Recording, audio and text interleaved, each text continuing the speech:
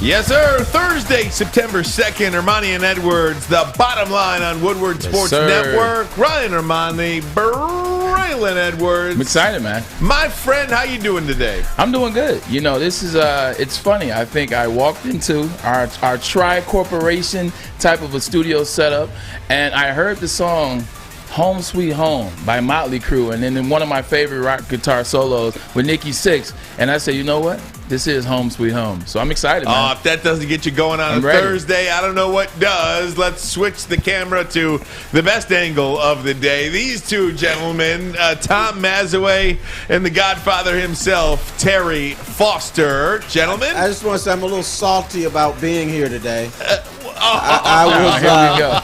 How do you wear a high school Jerome Bettis Mackenzie Stagg throwback jersey and have any salt in your veins? Who else has one? I'm saying and have any salt in your veins. You should be walking. You should be walking around proud with that on, buddy. I'm salty because I wanted to relax at home. The management you spoke up today and said, "See, your boy Braylon Edwards was talking some boola boola. We need you to come in and check him." Were talking. So that's boola why boola. I had to come in here and. You know, Twitter's a great place, isn't it, Maz? Because obviously, Braylon said some things yesterday, and then Terry tweeted, and then you tweeted back, and then all of a sudden, it's the all next good. thing you know, it's all good. Terry's in the house. I'm just happy to be here. Yeah. Sometimes you got to stir stuff up a little bit. You don't want to stir up the water in New York, though. That's too much water over there. That's a lot of water. Man. Even the rats are drowning. Your family didn't get hit, did they? They got hit. Not like New York, though. Right. That's tough. Pretty ugly stuff there. So, Braylon, this is always a great day. I think when Terry's in the house, we feel honored with Terry's presence. But should we just kind of walk the people back?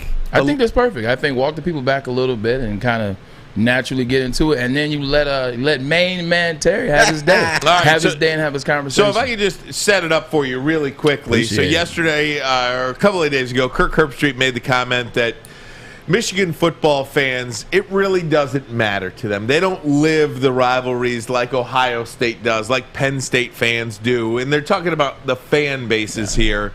Michigan fans have other things to do. They've got other things on their minds, like running businesses and stuff like that. Whereas Ohio State fans and Penn State fans, they go nuts. They live, eat, breathe, crap, go to all that stuff. 365 he initially days took a shot at his own fan base, saying that they don't have anything to do, and we have things to do. So. Absolutely. You took exception to that comment because you believe Michigan has very passionate fan base. I do. They're very passionate. They're very enthusiastic when the time is right. You know, I said what I said, and I want Terry to expound on what he feels what I said. He disagreed with you about this. Even Braylon just disagreed with himself. No, I didn't. He said they are passionate when they have to be. No, that's not what I said. That's not what I said. When it's time to be. Nope, that's not what I said. If it's a passionate fan base, you're passionate. You're ready to go. Now, here's my problem with Michigan Stadium and Michigan football fans. Y'all are just too polite. It's it's a nice atmosphere. I give you credit for that. I like going to the big house, but the fan base is old. It's blue hairs that are in there, and they cheer and they applaud, but they don't turn that place into a pit. You're not intimidated when you go into Michigan Stadium outside of the players that they used to have play there. I've talked to a number of Big Ten players from other schools, and they all said the same thing, that you have no fear when you go into Michigan Stadium as far as walking into a snake pit. Now, they might be better than us, but that crowd is not going to give them as much motivation as our crowd does. And I'll name some: Ohio State, I'll say Iowa and Wisconsin, and Michigan State. More of a pit than Michigan. Michigan's kind of middle of the road, bunch of nice little fans, older people. Now, we want to use the term passion. Now, they are passionate, and when you go into the country club and have a little lunch and some tea, and they talk about kicking Alma's I butt. can't wait to go, by the way. I'm just letting you go because I don't want to be the guy that interrupts. I just want you to go. Beating, get it all out, too, by the way. What's that school they beat, the blind school? They used to beat Little back. Sisters of the Poor. Yeah, in 1902, and they're all passionate about that, about all the victories that they piled up when brothers couldn't play, and that's nice. And they like to bring up the past to their advantage, but if you bring up the past on them, they're like, no, you can't do that. So I just think it's a nice little fan base, and they're cute. That's how I describe them. Here's the problem with the conversation is Kirk Herbstreit and Terry, who knows better, they blurred the lines of passion and enthusiasm. Let me read you this definition. Enthusiastic, having or showing immense and eager enjoyment, interest, and approval. That's the definition of enthusiasm. Why would I be enthusiastic when we haven't won a Big Ten title since 2004? Why would I be enthusiastic if we've lost to Appalachian State and Toledo and we keep firing coaches before they have their chance to fix what's necessarily the problem? Why would I be enthusiastic about being 0-5 to Ohio State, including an almost 50-point loss and a 2-6 record last year? So in terms of enthusiasm, don't blur the lines with that and passionate. With the exception of Ohio State, Clemson, Oklahoma, and a couple other teams, no teams are consistently fan base enthusiastic. Now with passion, our stadium has always been the same decibel level as it is today. In 2004, when we beat Ohio State and won the title and stopped them from back-to-back, they were passionate. Our fans are always passionate. We can go back to the past. We can go back to last year. Almost getting canceled by a fan base lets you know how passionate they are. Now, a team that's not passionate would be the team you just mentioned, Michigan State. They only care if they beat Michigan. They only care if they start the season 4-0. They don't know what's going on before the season starts. They don't care. They only are around to upset Notre Dame, upset Michigan. That's it. They don't care about anything else. They don't even know what the heck is going on, and they don't have a good backtrack to represent that. We are passionate at U of M. U of M fans are very passionate. You mentioned the golf course. Well, here's a golf course hat. That's passion. And we haven't done anything in the last 15 years as it relates to Big Ten titles. But we haven't not sold out a game, which is the largest stadium in the country. That's not passion. I give you credit. We do have somewhat of a quiet wine and cheese crowd, to your point. We are a bowl, like I said yesterday, so don't take that for granted. They are a little quiet. But just because you're less quiet than another school doesn't make you less passionate. Just because Tuscaloosa is louder and we have things to do on Monday, we have businesses to run, that doesn't make us less passionate. That just makes it, that's the way we operate. All right, then you go right back to being arrogant asses. But we never said we weren't. Yeah, I'm proud of that. You're the kind of crowd when you're losing. That's okay. That's all right. You're going to work for us one day. I disagree. That's the kind of mentality that you have. But I'm not talking about the abysmal Michigan football team we've had the last 15 years. And you guys will work for us at Michigan State, Buckeyes, and Central Michigan. You work for Michigan. When you were under Bo, under Lloyd Carr, it was still a lame crowd in Michigan Stadium. Exactly. So why this conversation now? It's been Kirk Herbstreit brought it up, and you had to.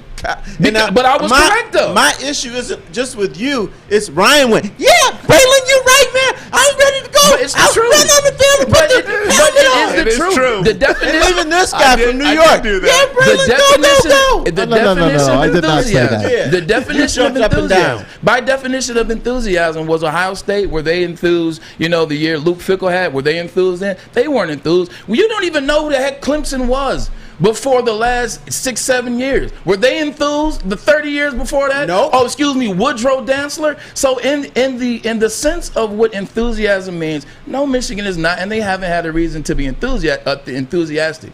But to say they're not passionate, they are very passionate. They just show it in a different way. We're not getting drunk and fighting like down in other schools. That's not passion. That's arrogance. That's not arrogance. You're better than everybody else. What do you mean we're better than everybody else? You're Our record's overrated every year. It's not football that you're talking about passion. Our passion goes to football. Our passion goes to football and school and education and life. What's wrong with that? Two problems with your argument, Terry. Number one, you're saying nobody fears walking into the big house anymore, and you're absolutely right, but it's got nothing to do No, the I fans. said ever. I didn't say now. Wow, Even when they Terry, were that's good, they ridiculous. weren't. That's Other ridiculous. teams Terry, were not listen, intimidated. Terry, let me tell you like this. To what you say, I definitely agree about now. I remember going into the Michigan Stadium when my brother was at Minnesota. It was a 2014 game. Remember. And they got whooped. I remember walking down that tunnel, and I remember looking at the Minnesota eyes of the players, and I said, we're going to get our butts whooped. Like, there was no scare. But please believe, when I was at Michigan, the years before I was at Michigan, you walk on that field, we played Western in 2002. They wanted no part. We played Central. We knew we were going to put 49 on somebody, 50 on somebody. Those teams were just happy to be in the stadium. It's still the same noise, but they were happy to be there, but they knew that butt whooping was coming. I've only seen one team Do you know when why I was the there. butt whooping was coming? Because y'all at the time had superior players. I'm saying, But the fans are still the same. The fans do not add to that passion. They don't add to the atmosphere. But that doesn't take away the passion. I agree with you. It's not loud. To me, Penn State and Kinnick are the loudest two stadiums, bar none, and then Ohio State is 3 at a close third, though. Those are the loudest two. Their passion doesn't take away our fans. Our fans have always been quiet. I tell you, the bowl has more to do with it when you think. But yes, to your point, Now, the bowl thing. Just it started does. The playing noise music, goes out. too. It The always music. goes out. The fans, they've always been the same. It hasn't changed. They were the same with Bo. They were the same with Lloyd. They were saying we're winning Big Tens and not winning Big Tens. That's always going to be what it is. But don't let that take away from the fact that we have passion. Listen, Spades of it. I'm going to probably get killed on this, and I know the PA guy has been there for a long time, but I think maybe you upgrade on the PA going forward. Stop it. Okay. And you know what? Here's just another. saying, it just sounds stodgy to me. Here's another That's thing, all. and we didn't talk about basketball, but Chrysler, which has a roof on top, was very, very quiet even during the Fab Five era. And in fact, Jimmy King and Chris Webber and Jalen Rose, they were the ones that said, bring the students down to the first level so we can have some atmosphere in here.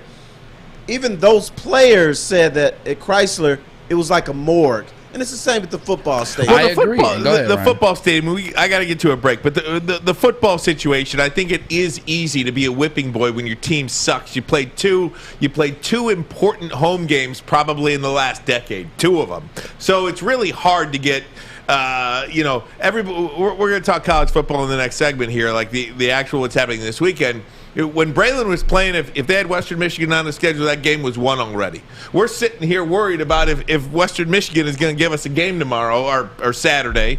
We're sitting here worried about that. If Braylon was playing, Western Michigan walks in the stadium, looks at the helmets, and the game's over. Yeah. It's not like that anymore. So when the team has been down for 15 years, with the exception of maybe 2 big games you've played in a 15-year period, I think it's easy to say that it's not loud in the stadium. I was waiting. Can I ask Ryan to clean the wax out of his ears? I was waiting for that. You can go after this. My thing is this. I understand all that. Everyone that wants to compound on this topic right now that Kirk Herbstreit, including you, commented on what I said. Like, it's easy to say that now that we've been losing 15, and I'm not making excuses for them being the way they've been. That's not the excuse.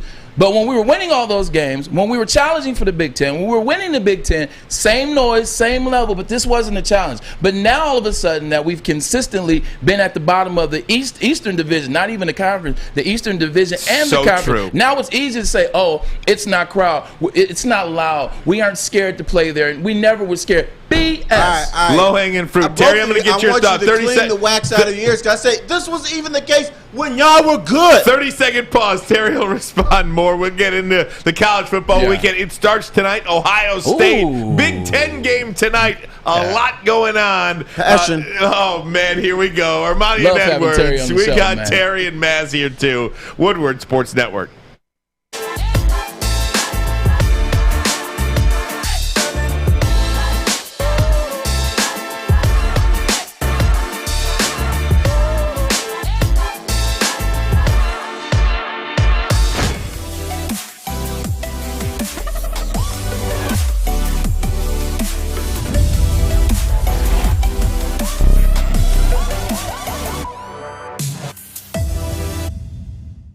Hey, everyone, it's Maz for our good friends and studio sponsor, MyBookie.ag. It's winning season again at MyBookie. You heard us. College football tonight. They got a lot of games tonight. Tomorrow, Michigan State kicks it off. Michigan kicks off on Saturday. Lots of top 25 games to bet on as well. You can do it all at mybookie.ag. Don't forget, use that promo code Woodward. They'll match your first deposit, dollar for dollar, up to $1,000. That's free money in your account. NFL starts next Thursday, a week away from Thursday Night Football, the Patriots and the Cowboys. You can still bet future bets, parlays, any way you want to do it. Baseball, down the stretch they come. You can do it all at mybookie.ag. Use that promo code Woodward and get your free money. Bet anything, anytime, anywhere with MyBookie. Don't forget, if you have a gambling problem, call the National Problem Gambling Hotline at 1-800-522-4700. Yeah, don't be afraid to use that.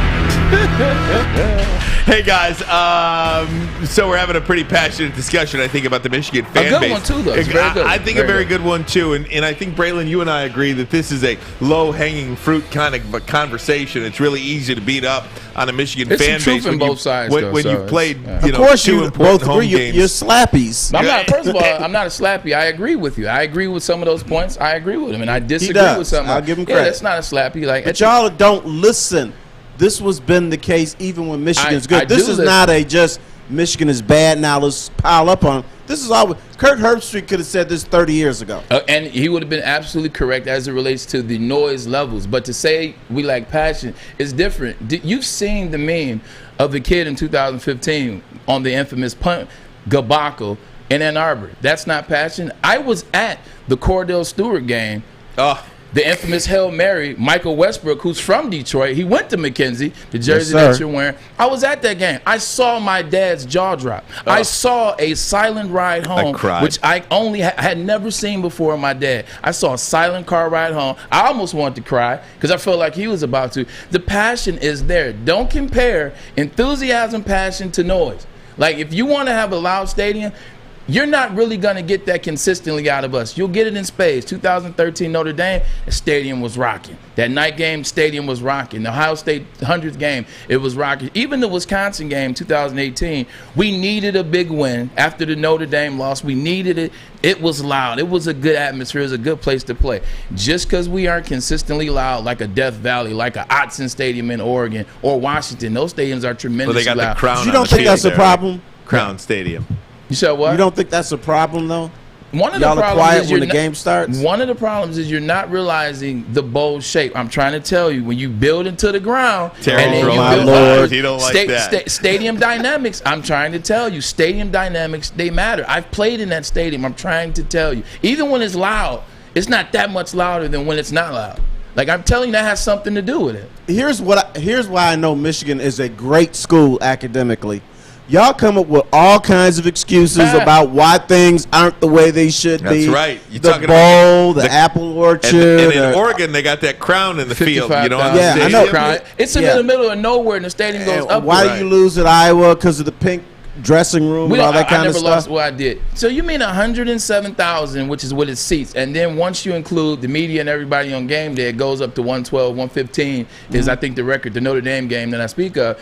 You mean to tell me 107 is not going to be loud? If 107,000 people can't be loud in a structure, you don't mean to tell me there's some structural integrity reasons why that doesn't? 107,000 people. I don't care if it was De La Salle High School playing Go Divine Pilots, Child. by the way. If it's 107,000 people, it's going to be loud. The fact you that know what? If you get 107,000 pilots, they will be louder than 107,000 Wolverines. Maybe they're just uncomfortable sitting on those wooden benches. Yeah, maybe plus that's the problem. They're used to sitting Not on wooden Teslas benches. and Now Big they're Bang. metal. Sorry, they're Could metal. be. Here's the thing, Braylon, and this is not a slight Okay. on, but your ass can't fit in the allotted amount of room they give you for a seat at Michigan Stadium. Mine certainly cannot. Right. It's too small. I agree. I never had that problem. Probably the reason they don't cheer is because it's so squeezed together. Like, I can't get it out. Yeah, That's so great. Michigan has had a history of being that type of crowd, and I will give you and Kirk Herbstreit that type of credit. I love my fans to death. I love them, but the stadium just is not loud. It's a not loud stadium, and I don't know if that's because of structural integrity. I don't know if that's the typical fans that we've had who've had their season tickets for years upon years and won't relinquish them. I tell you what, if there's ever a changing of the guard where we can get that golf crowd, that golf course crowd that tailgates, hence I'm wearing the Michigan to actually get into the game. If we can get them into the game and then start to the process of changing over the fan tickets, maybe look out and we might get our answer. I'm going on Saturday and I'm going to enjoy it. I'm going to enjoy myself. Absolutely. I'm going to have a good time. You're going to be loud, man. You're going to be real That's loud. fun. Hey, I'll tell you what, the golf course is probably the best part of the day. Yeah. Because when I you don't know, go you get there, that spots wings if you go afterwards. into that, if I you didn't go on even know that it golf existed. course cooking bratwurst, they make fun of you. Oh, I got prime rib over here I'm cooking. Oh, stop. Terry, stop. I am smoking meat. Come on. Dude, Terry, come on. Have you eaten?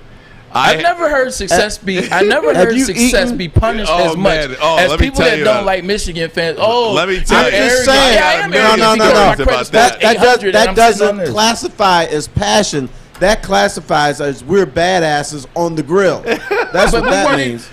You bring up too many different conversations. Like the arrogance Keep thing up, is one keep conversation. No, you just slow down. Like at the end of the day, you're talking about bratwurst and prime rib. Which one would I prefer? I prefer prime rib. And twice on Sunday. Exactly. Hey, But guys, that doesn't mean if you can cook doesn't mean you have passion. Oh, man, we got lots of passion, especially for the food. You and can the be. tailgates. I get it, but I'll take the prime rib and our fans over Central Michigan and bratwurst. Let me Dude, pivot. you can't even compare. Central Michigan is not a real school. Go And I fire went up there. chips. Exactly. Fire up chips. not a real school. Let me pivot this conversation a bit to what's going to happen on the field. College football essentially kicks off tonight. Ohio State at Minnesota. We've got Michigan State tomorrow at Northwestern. And the full slate of college football. Great matchups to kick everything off. Michigan, of course, home to Western Michigan on Saturday. Just a phenomenal weekend of Big Ten football, of college football. Braylon, your big takeaway, what are you looking for this weekend? Is there a game that you have, eyeballed on the schedule? Yeah, I'm actually excited about, we've talked about the way in which the Big Ten kind of does these things now where they open up against a Big Ten and the Big Ten because it gets the season started. You get right into the nuts and the bolts of it. I'm excited for this Ohio State and Minnesota game because I think it's a good test for C.J. Stroud and the Ohio State quarterback and Ryan Day on the road against a team. Don't forget, Minnesota was 11-2 2 years ago. And P.J. Fleck and what he's implemented, you come back with Tanner Morgan, the quarterback who's been there. He's a 3-year vet. He's established. He gets those guys moving in the right direction. You got the leading rusher in the Big Ten last year, Muhammad Ibrahim. I think he had 1,400 yards. So you have a good opponent, and they always tend to come out. They have a good fan base of noise. They tend to come out. But then you get to see Ohio State. They weren't that good last year at rushing the quarterback. That was one thing that they kind of fell behind on is rushing the quarterback. They only got 2.67 sacks last year a game, which is, I want to say, their worst since 2016. So they got to get to the quarterback, and Minnesota has a really, really good line behind 6'9" Daniel Fuali, who's he's a left tackle stud. So it's going to be a good battle. Ohio State's D-front. The line of Minnesota, Tanner Morgan. It's going to see what they can do, P.J. Fleck. I'm excited for that one. And Michigan Western. We haven't really talked about that game in detail. Western Michigan had the third most efficient quarterback last year in FBS. I know he only played 6 games, but, he was amazing. So it's going to be good to see that.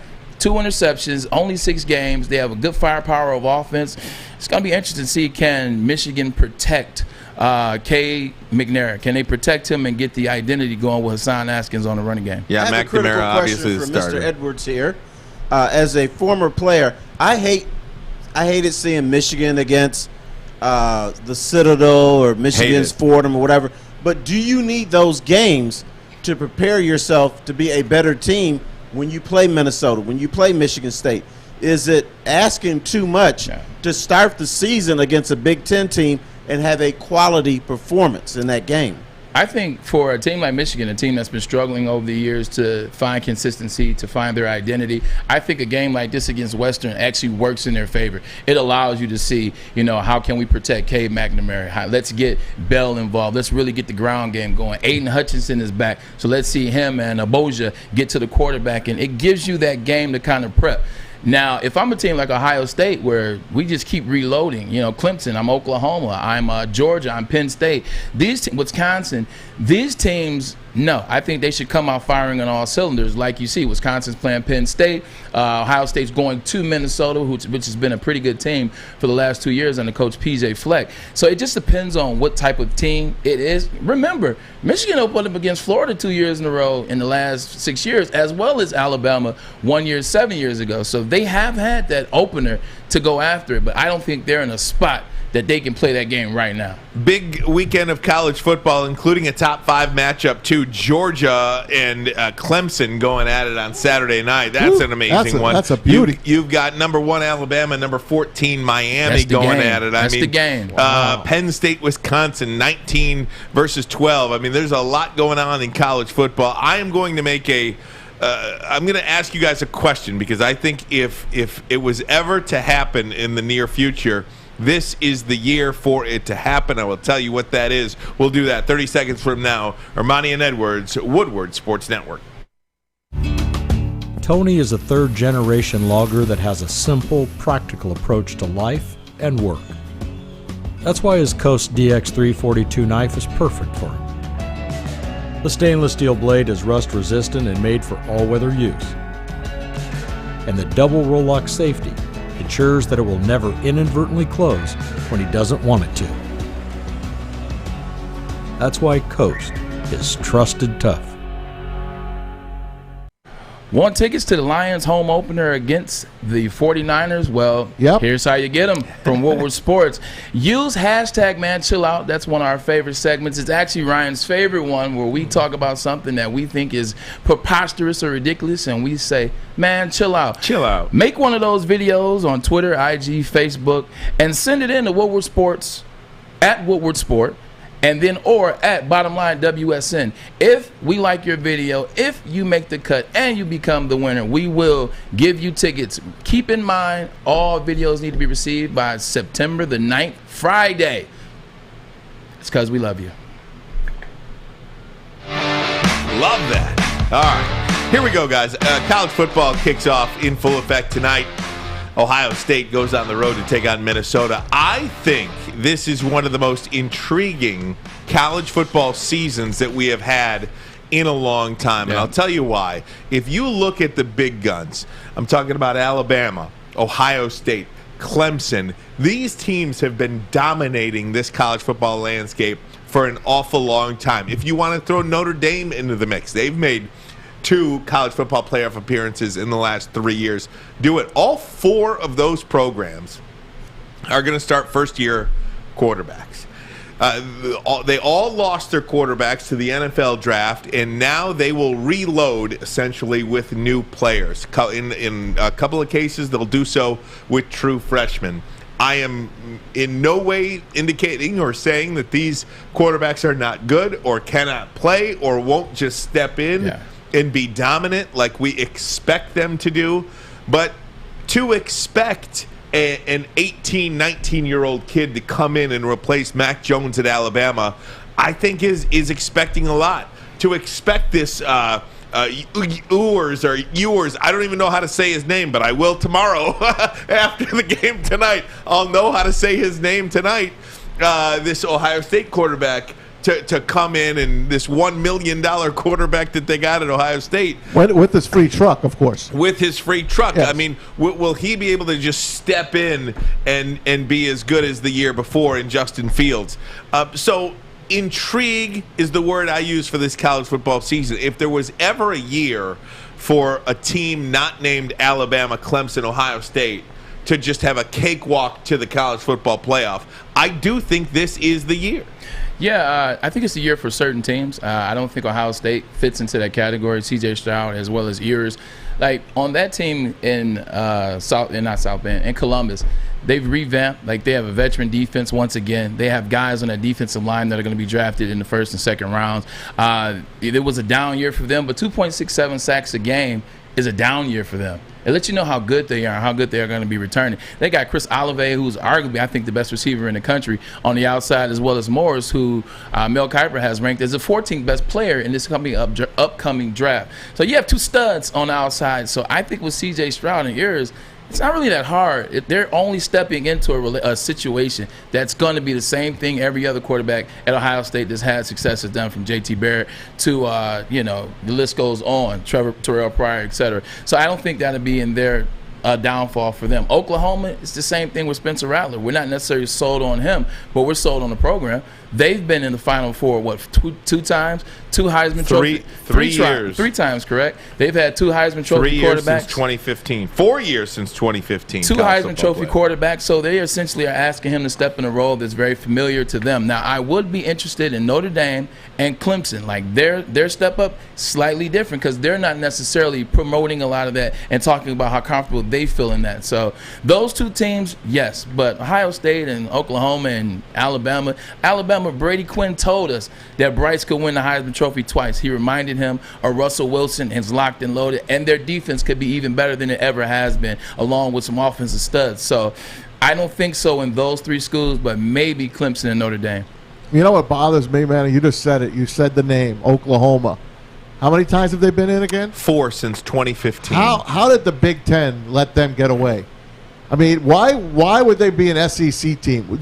They should be with the Big Ten against Nebraska, like the old days. Maybe they would have revived Nebraska. I don't know. I know I'm off the track a little bit, but You're just way here, off the track. Just here at Oklahoma, I just wish the Big Ten would have went after them. As far as you say, Ohio State, they're not going to take any steps back, Ryan. Their quarterback you and their wide receiver you. Those 2 positions, they go to Ohio State or they go to Alabama. They're not taking a step back, and no one's beating those 3 teams that you just mentioned: Ohio State, Clemson, and Alabama. They're the cream of the crop. No one's coming near them. Oklahoma will be 4th again. And here's how they beat you. When you look at their recruiting, they always get the top defensive linemen, the top defensive tackles, offensive linemen, running backs. Alabama's been number 9 in the last 11 years. They've been number 1 9 years out of the last 11 in recruiting. Yeah. Alabama doesn't need a quarterback.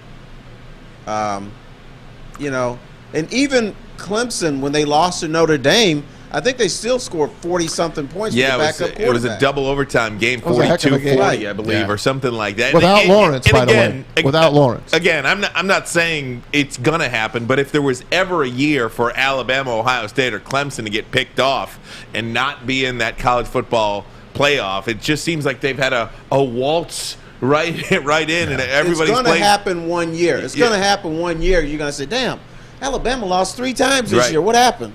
Yeah, it won't exactly. You just don't know when it's going to happen. It ain't going to happen this year. It's not going to happen anytime soon for Alabama, period. Alabama is staying ahead of the class like they are where they are. Every year they're number 1 at every darn their position. Here's a different way to ask the question.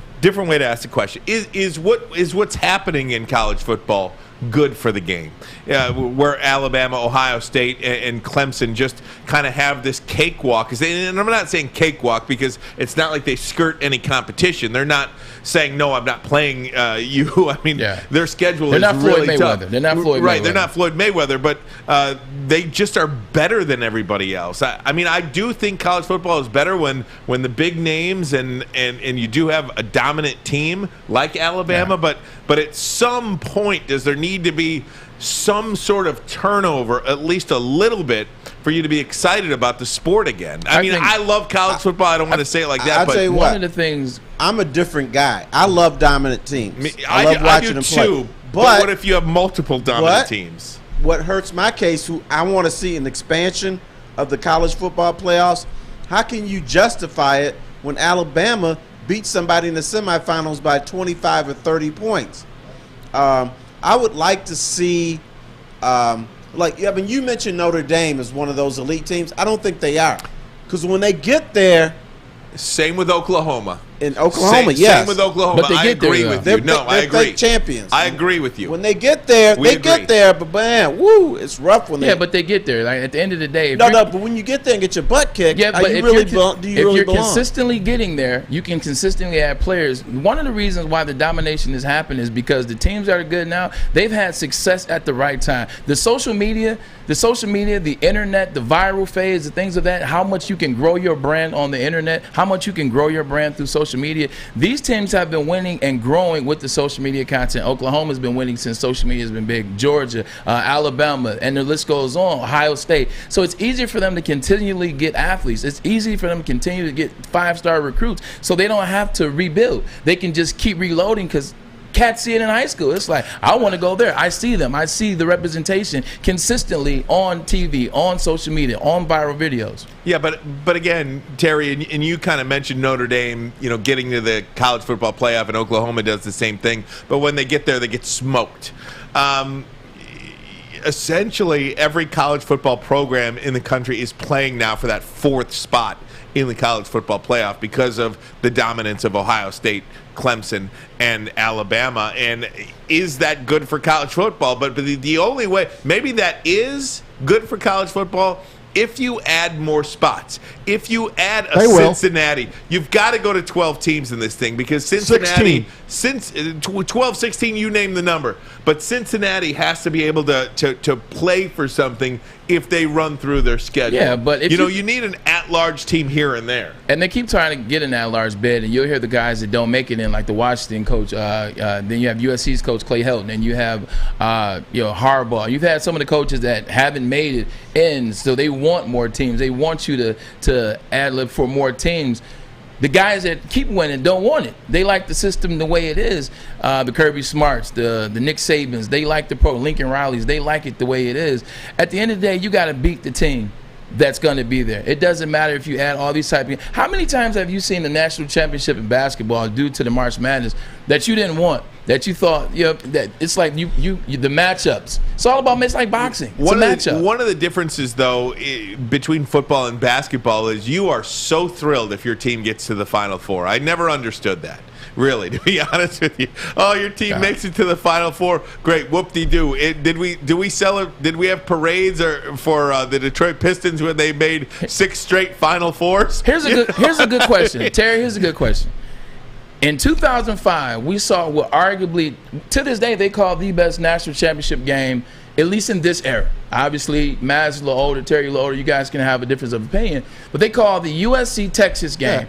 The game, correct? It was. They did. Oh, it is. I love it. I just want to make sure we're on the same page. Now, imagine if you have 12 teams in that 2004 technical playoff year or 2005 playoff year, because it was the 06 one, and then one of those teams get beat or both of those teams get beat, and you don't have a chance to have that game. Both those teams were undefeated, and they deserve to be played one-on-one. They deserve to be the teams, and I know the system is different now, but imagine if you have a system like that and these two teams don't play. Like, that's malarkey. I had to look for a word. I searched for that. I don't know where I found it. I love March Madness. There's nothing like it. But would you want March Madness in football? Yes. Yes. We're actually being shortchanged as college football fans. I want it. Hey, guys, hold this conversation. Okay, we got a 30-second break. Hang on to this. Hey, hang on to this. 30-second break. We'll get more into it next. This is Armani and Edwards. Terry Foster in the house. We'll be right back. Your Woodward Sports Network. You know why realtors love using Hall Financial as a lender? Because of our commitment to speed and service. We have nearly 4,000 5-star reviews already. Call today, 248-308-5000, or go to callhallfirst.com.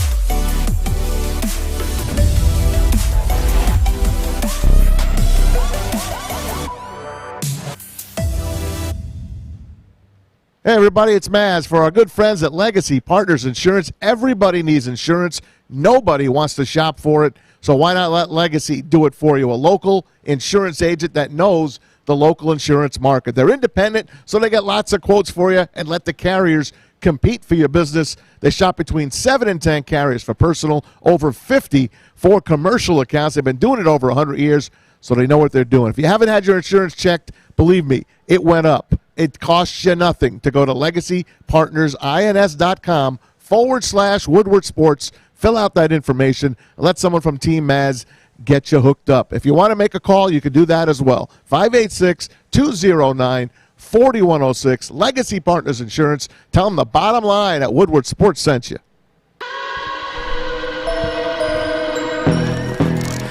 Everybody watching on YouTube, on Twitter, wherever you're watching, thank you so much. We really appreciate it. This is how we get to keep going here. We got a lot of people watching and showing love, man. Absolutely. No doubt about it. This is really cool. We're hoping you're digging what you're seeing here at Woodward Sports.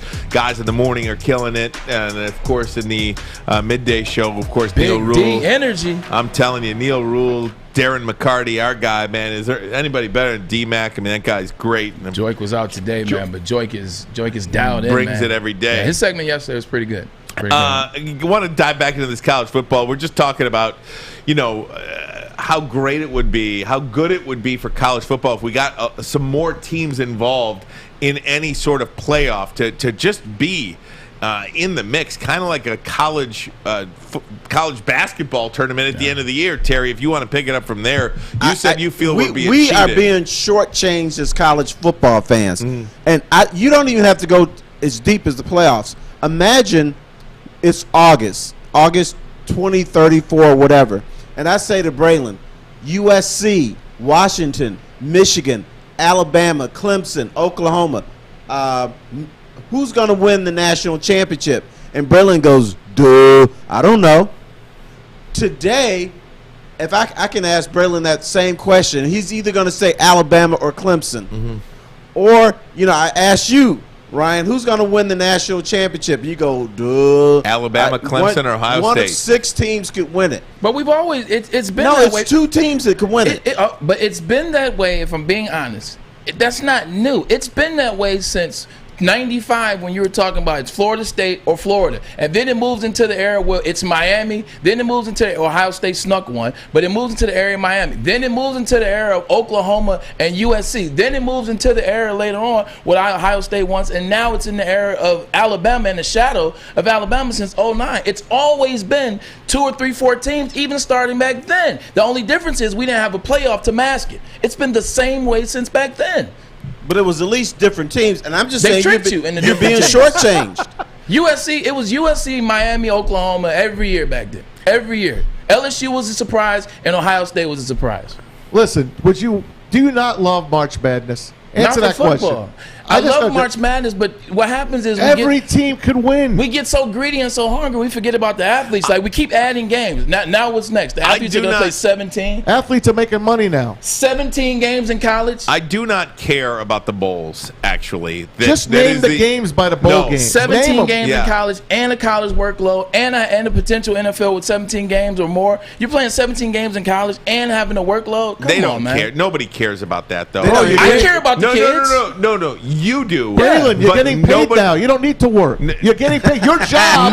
Your job is football. Not everyone is getting paid. You guys are spending so much time on the one player on a team. There's 122 players on the college. But that player should be divvying up the money. I'm not saying that, but don't be mistaken by thinking that the NCAA or anybody or any of these college presidents or whoever care about the student athlete. I care about it. I know you do. I know you do. But what I'm saying is these people are not expanding the college football playoff because they're worried about the student athlete. They're not doing it because they haven't figured out how to maximize their money yet.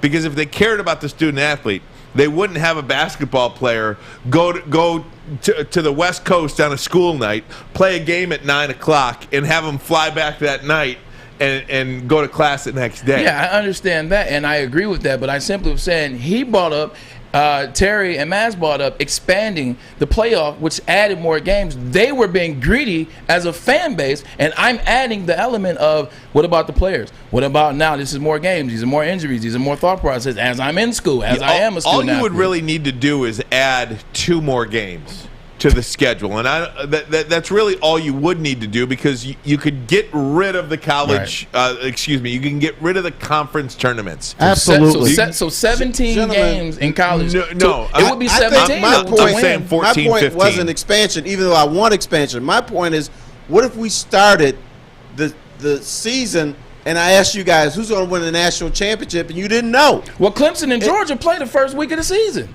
So I feel like we're starting to get into that point where, like, you know what?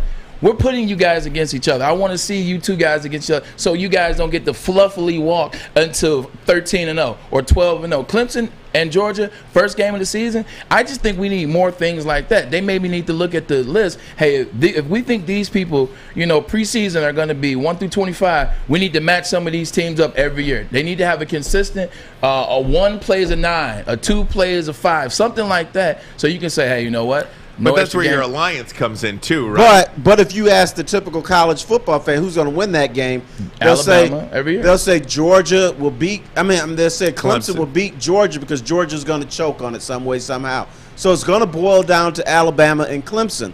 My point is, let's have a college football season where at the beginning of the season, we think 8 or 10 teams have a shot. Do you actually think 8 or 10 teams this year or in the previous years have a shot at the Natty? I do not. I don't. No, 4. But I would love for it to be, you know what? I think Washington's got a shot this year. Listen, that's over.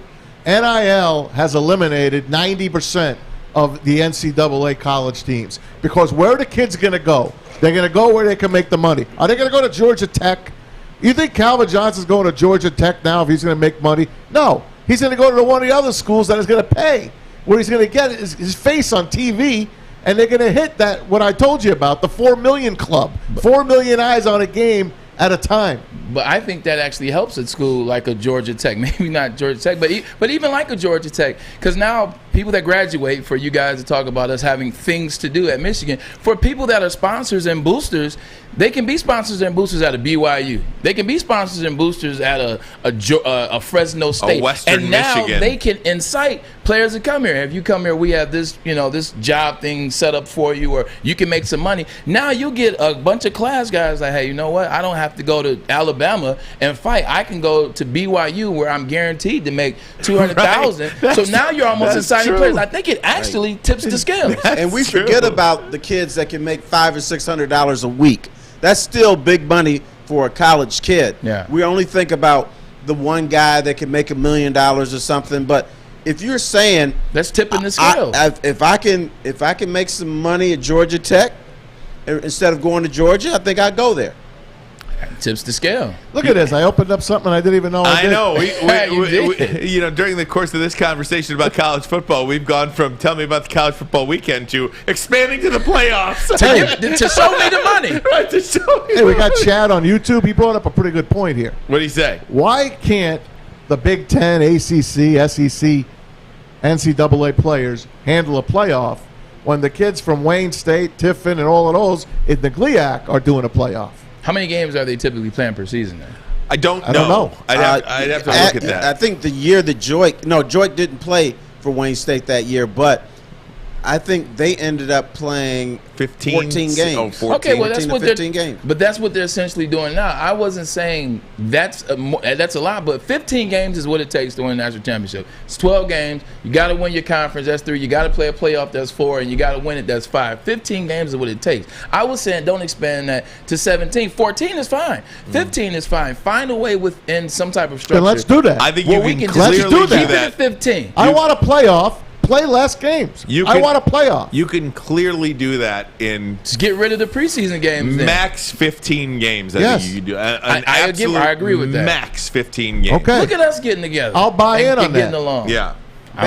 We get paid like $400,000 or $500,000 a year to come up with the concept. Let's do it. I know, right? This is something special. So GLIAC and the Division II can do it. There's no reason that any other division can do it. Well, the reason they don't do it is because they're trying to protect the bowl cities, right. and the conference championship games too. To be honest with you, and these in all the money generated from the college. What would Dr. Pepper do without the Big 12 championship? Oh my gosh! Indianapolis without the Big 10 championship.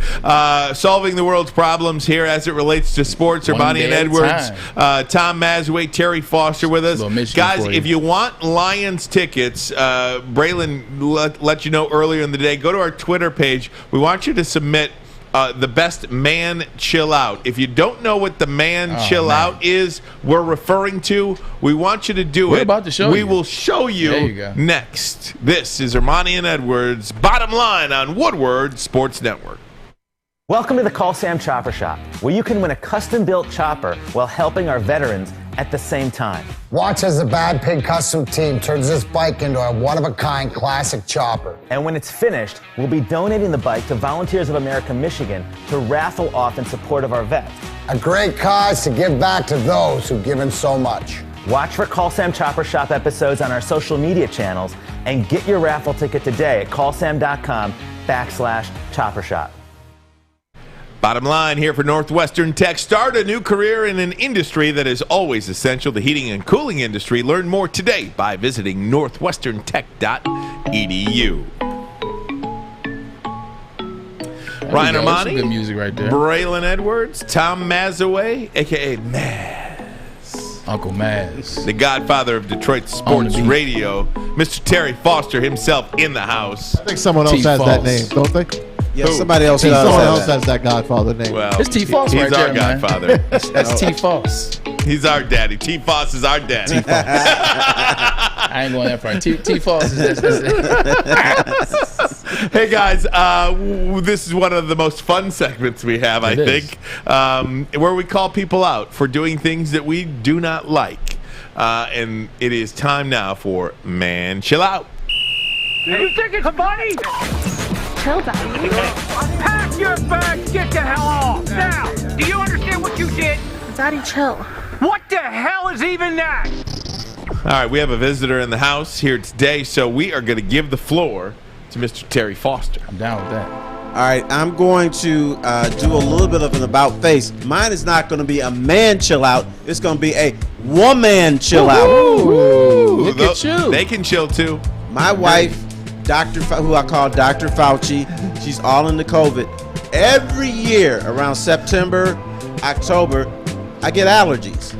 And I'm clearing my throat and, my eyes are watering and everything.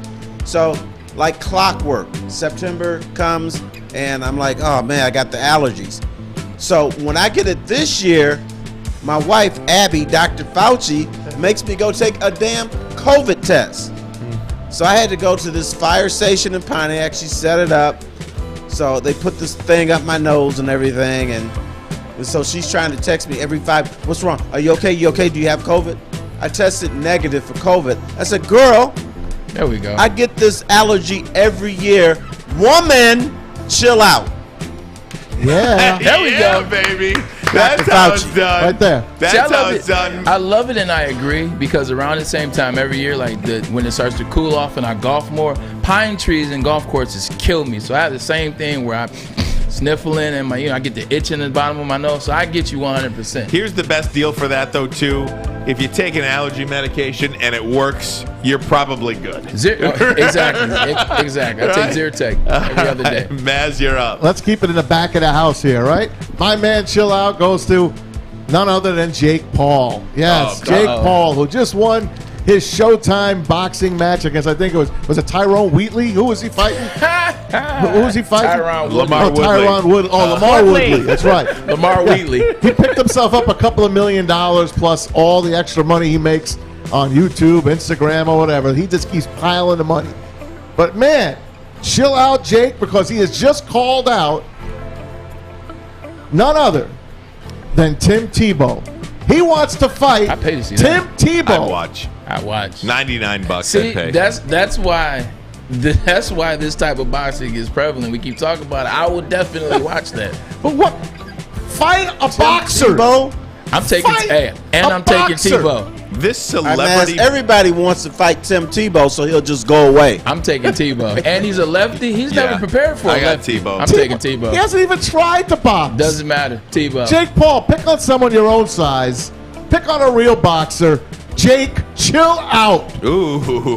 You know the one thing I will say about Jake Paul that no one gives him credit for is his purse was $2.8 million for the fight this past Sunday. He gave $1 million of it away. This was cool. Yeah, he gave Amanda Serrano, who her purse was $42,000. He gave her $200. He gave her $500,000. Wow. The most a female has ever made in boxing. Period. He gave her the most ever, and he kind of spread it down. The only person he didn't give anything extra to was Tommy Fury. He told the Furies to go F themselves. Go chill out. Yeah, but you know why?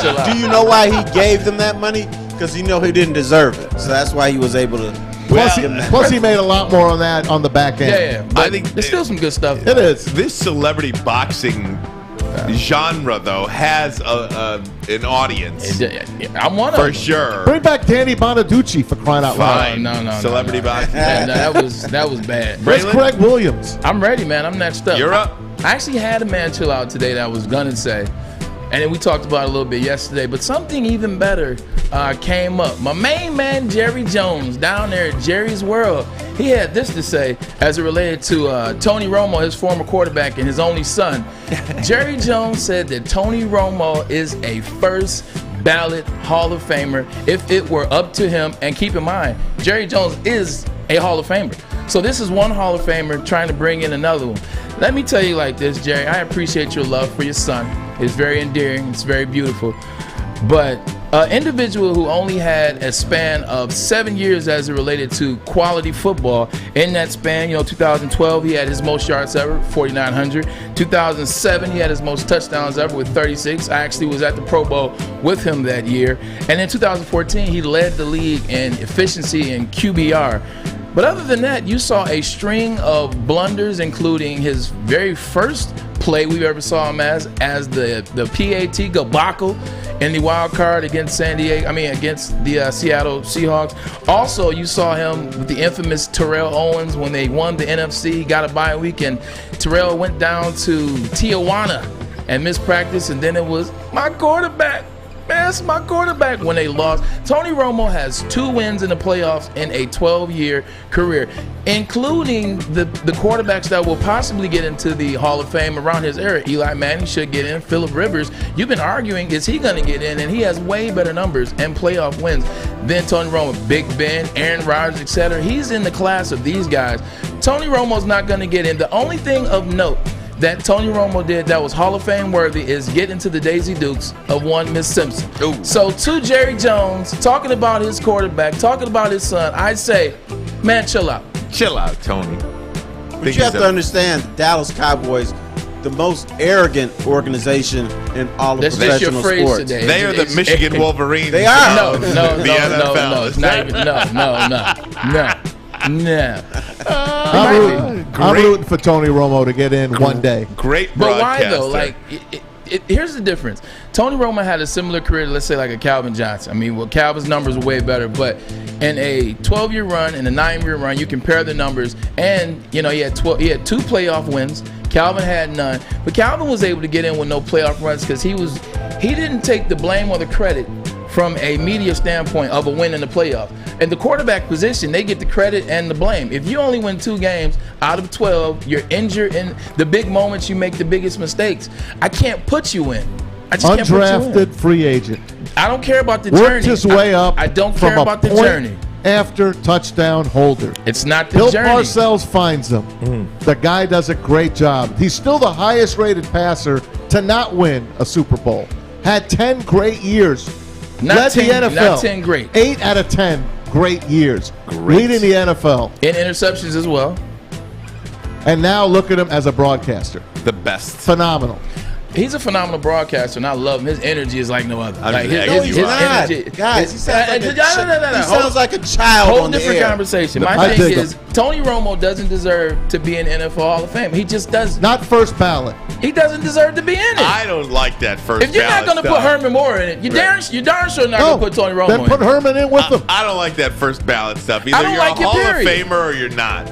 You know, But in baseball, which is real hard to get in, there are certain writers who vote. No matter who you are on the first ballot, they're not going to vote for you. Ridiculous. Speaking of elitist, they are. They should have their. And you know where most of them are from? New York. Yeah, they should have their votes taken away. You got to let more people in. Like at the end of the day, you got to let Willie more people in. Mays, Babe Ruth, Hank Aaron, first ballot. I'm not voting for you. That makes absolutely no sense. They should definitely have their votes revoked if you don't vote for those guys. All right, guys, here we go. So earlier today, I saw on ESPN.com, and there's rights issues, so we can't play it for you. But Mel Kiper says that Oklahoma is going to win the national championship this year. And guys, I've had it with Oklahoma. Oklahoma, to me, is one of the most overrated great programs that you will find in college football. Now, in 14 of the last 18 years, Oklahoma has had a double-digit winning season.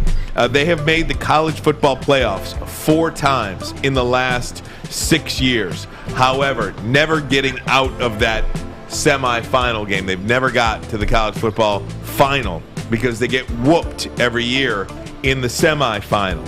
They have had at least 2 losses, in 17 of the last 18 years. I am done with Oklahoma. Now, Spencer Rattler, everybody loves this kid. They anticipate he win the Heisman Trophy. They believe he is going to be the #1 player taken in the NFL draft next year. So if you think that they're going to get to another college football playoff, the only reason in which you would think that is, A, if you think that Rattler is that guy. I am not sold on him just yet. But they only play 2 ranked opponents on their schedule this year. 2. And those 2 are number 21 Texas at home, which who knows by the time they play Texas probably won't even be ranked at all. And then they play number 7 Iowa State at home. They do not go on the road and play a tough team all season long. And by tough, a top 25 team. 0 opponents on the road, top 25. So if you think they're going to get a free pass to the college football playoff, that's fine. They have a very easy schedule. But keep in mind that Oklahoma always loses a game or 2 when you don't expect it. 2 losses a season at least in 17 of the last 18 years. I am done with the Oklahoma love. I don't care about them. Show me something, Sooners. Boom this, man. Chill out. I love it. I like to boom this. You talked about those guys getting dethroned. You talked about the Alabamas, the Georgias, the Clemson. Even though Oklahoma has been in there, Notre Dame's one of them too. This is Oklahoma's year to do it. And a lot of people are on this bandwagon. Mel Kiper isn't the only one. Darn near the whole desk of ESPN Game Day voted for Oklahoma in the preseason. You look at their schedule, it's a very easy schedule, like you said. It's nothing to write home about. It's a terrible schedule. One of the best games I've seen in the past 4 years in that playoff was that doggone Georgia-Oklahoma game with Baker Mayfield when they just dropped the ball literally in the second half, especially the fourth quarter. I think this could be the year that Oklahoma. Oh, stop! They've always messed up. They lost to LSU. Braylon, chill out. No. It's not Braylon. Chill out. It's legitimate. They are a team with a quarterback that has experience, that they have rated #1. Their offense is as good as it's ever been at every position. The defense is the one that they're writing home about. They have one of the best D-lines in the country, which you never hear about Oklahoma. They don't play anybody. They get a cakewalk, and then they can surprise them. But I'm telling you, this could be, if it's going to happen for Oklahoma and Lincoln Riley, it's going to be this year. This is the year if it is going Michigan to happen. Michigan boys, I have a question for you. Okay. We dog Jim Harbaugh because he can't win the Big Ten. Right. He can't beat Ohio State.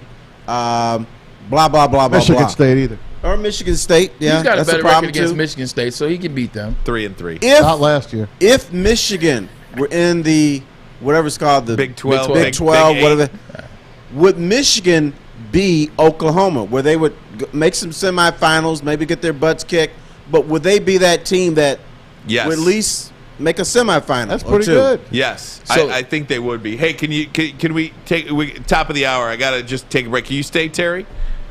If Matt says I can. All right, sit tight. We got a lot to get to here. Okay. All right. Could they do that? And then I want to get into, I think, one of the biggest topics in sports right now. We'll get to all that next. Armani and Edwards, Woodward Sports Network. Would you like to win a custom-built chopper while helping our veterans at the same time? Then watch as we turn this bike into a one-of-a-kind classic chopper. Watch the Call Sam Chopper Shop on our social media channels and get your raffle ticket today at callsam.com/chopper shop.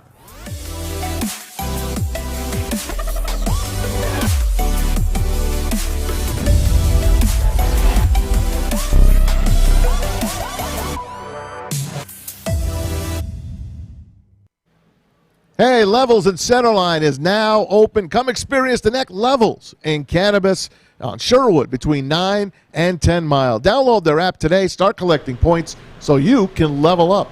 Search Enjoy Levels in Apple or Google Play stores. That's Enjoy Levels. Make sure you stop by Levels today, and you mention Woodward Sports sent you.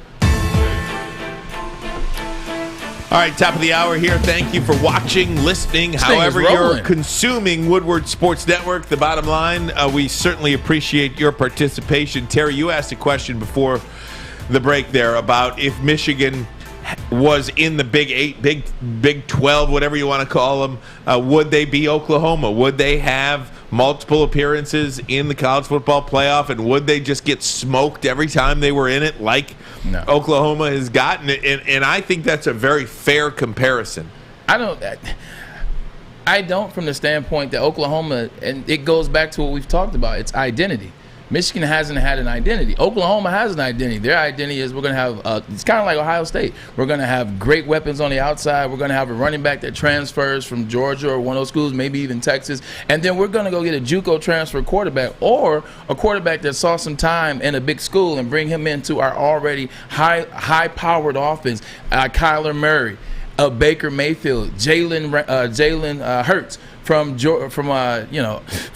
Alabama. I was struggling with that. My apologies. But that's their identity, and they do that consistently every year, and they win at that. Michigan doesn't have the identity on offense. Now, on defense, I believe that 2015, that 2016, even 17 to a certain extent, that Michigan defense could have given Oklahoma some problems and the Big 12 as a whole. But you got to score points in the Big 12. And I'm telling you, like Lincoln Riley and Oklahoma score points every year, and they have a high-powered Heisman Trophy poised quarterback every season. But don't you think Michigan doesn't have an offensive identity because of Ohio State and because of Michigan State? Michigan wants to run the football, and guess what? Ohio State and Michigan State, and we do the same thing. But if they were in the Big 12, then they would have an identity because they would be so much different than the other teams. I think maybe they might beat those teams. Yeah, Michigan State having an identity as well as Ohio State having an identity doesn't take away from Michigan's ability to have one. But if they do it better, then you kind of don't remember. It's staying consistent. Ohio State's identity isn't necessarily running the football. It's having a mobile quarterback and having weapons from Georgia and and Florida on the outside where you can just dump the ball to and let them do all the work. You know, Michigan State's their identity is running back. They haven't had a running back since Le'Veon Bell, in my opinion, that actually makes sense to the identity of what they do. But Michigan, the quarterback position, has plagued Jim Harbaugh as it relates to getting an identity because they've had some running backs that can run the ball, but they haven't had a quarterback that can consistently run an offense and keep an offense in place in Ann Arbor. Guys, I want to switch it up if I could because I'd really love to get everybody's take on how to handle this because no matter which way you turn, COVID, vaccines are such a big story. And one of the things that I find myself doing is turning to sports to try to forget about it. And I can't do that anymore. For instance, I was on ESPN.com this morning and this afternoon. 5 of the top 8 headlines on ESPN.com. 5. I'll say that again. Of the top 8 headlines on ESPN are vaccine-related stories. And I'm wondering how sports fans feel about that. Because do you want to come here to our show and hear us talk about COVID as it relates to sports? And I wrestle with trying to stay away from it as best I could. Because, but it's hard, though. Yes. I wrestle with staying away with it as best I could. And then you look, and it's just in your face every single minute. Colts GM, consequences to being unvaccinated. John Smoltz, Al Leiter, they have to go remote after refusing vaccine. The Nationals, Boone resigns over vaccine policy. NBA eyes strict rules for unvaccinated players. Bucks reach 100% vaccination status, Arians says. Wentz among 3 activated off COVID list by Colts. I mean, here's another one. Wide receiver Lamb among 3 Cowboys taken off COVID list. I mean, that's 7 right there. I just rattled off 7 of the top 10 stories on ESPN are COVID-related stuff. So I understand where sports fans may say, guys, leave it alone. But please, we can't. We don't want to talk about it. But how can you avoid it when this is just major story after major story? Here's what I said. Ryan, don't run. Because what these stories are telling you is if you don't do certain things, it's going to be a detriment to your team. And what do fans want most? They want their team to win. Now, if you're saying, I'm not taking the COVID shot, it's the same as, your star running back having a knee injury. He's going to be missing, or there's a chance he could be missing. We don't avoid injuries. We talk about injuries. You're right. We talk about social justice in sports. We talk about a lot of things. COVID in sports, sports is a reflection of our society. Now, what they've done, sports is saying, there are certain things you must do to get on the field. Now, what tickles me is a lot of athletes, if they're injured during a game and they wheel them back into the locker room, they shoot them up with something that they don't know what they're putting in their bodies, but you know what? Gets me back on the field. But they're saying at the same time, those days are kind of over with. Don't give me a COVID shot because my body and whatever. But you're supposed to take one for the team sometimes. So what's best for the team? And what did Bo always say? The team, the team, the team. I'm sure Bo Schembechler was still around. He would encourage his players to take COVID shots because supposedly the team means more than anything. But now it's in a way athletes are saying, nah, I'm more important or my body is more important, so I'm not going to take it. Yeah, and to your point, you're 100% correct. Back in the day when they would do that, take you in the locker room, hell, I've been there before, where you go in the locker room, you get a shot, whatever they give you, and you take it to get back on the field because the most important thing was being on the field. If this is how the NFL wants to operate moving forward, and this is how franchises and organizations, you just hear the Tampa Bay Buccaneers, they clearly want to win. They're 100% vaccinated. When you're a kid, you take a measles shot. You've taken a flu shot before. You've taken all these things. Why not take something that actually prevents the risk, per se, of spreading the virus or contracting, stronger symptoms of the virus or, having a stronger episode as opposed to a milder episode and being able to pass it on? Like, I think on those levels, why not? I didn't even bring up the story of Kirk Cousins that we had. Josh McCown calling saying, him out. Yeah, saying that here's the quote from Josh McCown on Kirk Cousins' ability to lead when he's not vaccinated. He says, obviously we have a personal choice getting vaccinated, and that's a freedom that he has. I think that takes away from some of your ability to lead. Now, I don't believe that Dalvin Cook is vaccinated either. I don't believe that DeAndre Hopkins is vaccinated either. So, I mean, it's one of those situations where I struggle, like just pulling back the curtain and letting you guys in on how to approach, this show or a show or do anything. I struggle with how much do you talk about it. But Terry, I appreciate what you're saying is don't be afraid of it because it is a reflection of society. Sometimes when you try to kind of move away from, it comes back even stronger. It just what I'm saying is when you try to move away, it's a boomerang. It's just you can't get away from it no matter where you are. And I just rattled off for you 8-9 stories in sports right now that are very at the top of a sports kind of conversation. I just don't know how you avoid it. But you know what? The ability or the decision to take a COVID shot or not could determine who's going to be a conference champion, could determine who's going to be a Super Bowl champion, could determine who's going to finish 5th or 1st in the division. So this is a very important sports story because it could it could determine who's going to be top. I'm thinking of more COVID stories as I'm going here that happened just within the last 24 hours. And how about Urban Meyer saying that a player's vaccination status was one of the factors and in Belichick choosing. basically said and it. Belichick downplaying it. So those two stories, that we're up to 11 stories now. The NBA today. Let me tell you about the NBA. That came out today. It's going to break. It's going to be official within 24 hours. The Knicks, Nets, and Warriors are not allowed to play in their home arena if you are unvaccinated. So let's say Steph Curry wasn't vaccinated. That eliminates him from 40 games at the Warriors' home stadium.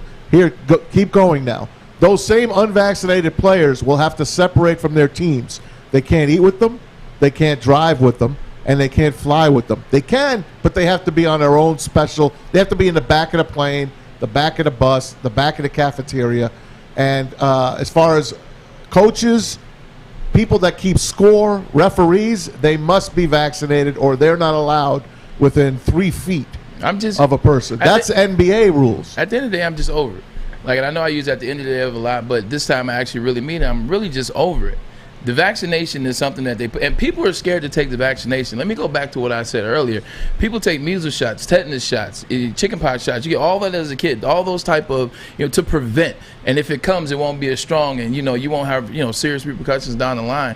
People talk about the fast projectile of the COVID shot. They got together fast. It's a strand of SARS, so they've always had somewhat similar of a vaccination for it. They just had to get it right. Like, nothing is 100%. Yeah, however you feel about the shot. I mean, I'm vaccinated. I'm vaccinated. Screaming from the mountaintops. But I'm saying, as it relates to sports, how do you go about navigating the balance between trying to not talk about it and then just having it in your face 24/7, seemingly, no matter what you're talking about? All right, brother man, let me ask you this. Yeah. A few years ago, Cam Newton was like the top player in the league. Now he's gone. He was Superman. Right, he was Superman. If there were no COVID, would Cam Newton be the starting quarterback of the New England Patriots today? I don't think so. I think so. But what I do think, I don't think so, and I'll tell you why. I got to get to a break. Can I tell you why next? Sure. 30 seconds. Ermani and Edwards, Woodward Sports Network. Okay, you thirsty little spin goblins. I want you to pedal into the next dimension. Spin it! Spin! Spin! Uh-oh! Carmen's falling behind. Let's give her the hiss of shame. Spin! Spin! Spin till you bleed! Don't ride the bike of shame. Come to Planet Fitness and find your own lane with tons of equipment, free fitness training, and no hissing. Join today for just $10 a month. Guys, let me be honest. We like simple stuff. Of course we do like football 5 days a week. I mean, come on. Who doesn't like that? We like things uncomplicated. Well, Lady Jane's Haircuts for Men, all you got to do, walk in, sign in, sit down, and before you know it, you are handsome and clean. Look at this dude right here. Get some Lady Jane's in your life. Open 10 to 8, 7 days a week. Walk in anytime. It is wicked awesome. So, Terry, you asked me a question before the break. If Cam Newton was vaccinated, would he have a job? Would he be the starting quarterback? If there were no COVID, would he be the starting quarterback? Okay. What? Let me just repeat the question for you. If there were no COVID, if this was 2019, let's just go back to 2019, would Cam Newton be the starting quarterback of the New England Patriots? And where I would have said no, I might have to say yes, because if there was no COVID, he wouldn't have had to miss 5 days to be away from the facility for 5 days in training camp, which is really when Mac Jones took over the starting job. So that's why this is a big story. That is why. So, yes, I would say that. Okay, so it is sports related. So I came around. So that is sports related. I'm glad you changed your tune, because I was ready. Yeah, well, I had to think about it, because I don't, if Cam Newton could be a starter in the league, and he'll be back in the NFL at some point, there'll be injuries or whatever, I think Cam Newton would be on a roster. But I don't think any team That's not true. There are plenty of players from time to time that are not. Well, hear me out. Hear me out. I don't think a team is going to take a chance on an unvaccinated Cam Newton to be a backup quarterback, to be a backup player. I don't think you're going to bring a backup off the street, essentially, into your sphere, into your environment, to be a backup player. Now, if you're a starting player, if you're a really good player, I don't think vaccine status is a deciding factor. But for many players, many free agents who are out there right now, the over 800 players that got cut on Tuesday at 4 o'clock. I think if they're not vaccinated, any one of those 800 players aren't vaccinated, I think they'll have trouble getting a job, and that's probably something that we could look into tomorrow. How many players that were unvaccinated that were cut of the 800 got hired in the NFL at the end of the after day, that date? I think a lawyer is sniffing that one out. Yeah, that'd be a great investigative piece. Of the 800 players cut, what percentage were vaccinated and unvaccinated? Yeah. Well, I'm saying how many of those 800 got re-signed to an NFL roster or practice squad? Correct.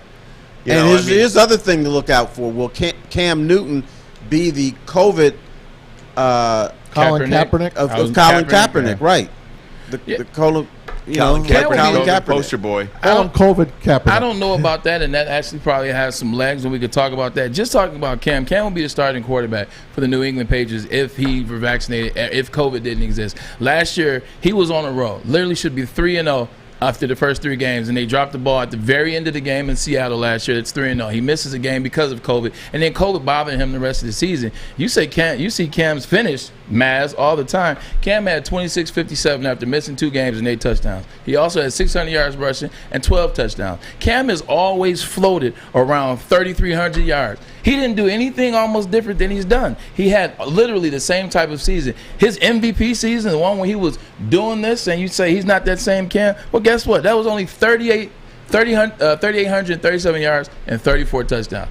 Similarly, he's doing the same stuff, but just name somebody on the Patriots team that he could throw the ball to last year. Sony Michel, the guy just supposed to be out the backfield, did him no favors. He only threw 8 touchdown passes last year. Who was he throwing the ball to? You can't even name anybody. I get it, but will you give Jared Goff the same leeway this year when he throws 12 touchdowns and 20 interceptions? Will you right now make a commitment to give Jared Goff the same leeway that you're giving Cam Newton right now because they don't have anybody to throw to, not named T.J. Hockenson? 100%. The only difference is Jared Goff has thrown for over 4,000 yards twice in his career. Cam's only thrown 1 time over 4,000 yards his rookie year. All right. That's the only difference. But I'll give him that leeway that he doesn't have anything, barring I don't see something that just does not look like a number one. Because this offense for the Lions, I mean, pick your poison. I mean, would you take the 2020 New England Patriots offense or the 2021 Detroit Lions offense? I mean, 601, half a dozen of the other. Right? I mean, come on. At this point. But I'm not even sure if it's about yards because in this town, we dogged Matthew Stafford when he passed for 5,000 yards because he didn't win enough games. So if he's winning, he could pass for 2,500 yards. And that's really all that matters. I just but you asked the question, and I kind of as I went through it, would Cam Newton be the starting quarterback of the New England Patriots if he were vaccinated? I think you would have to say probably.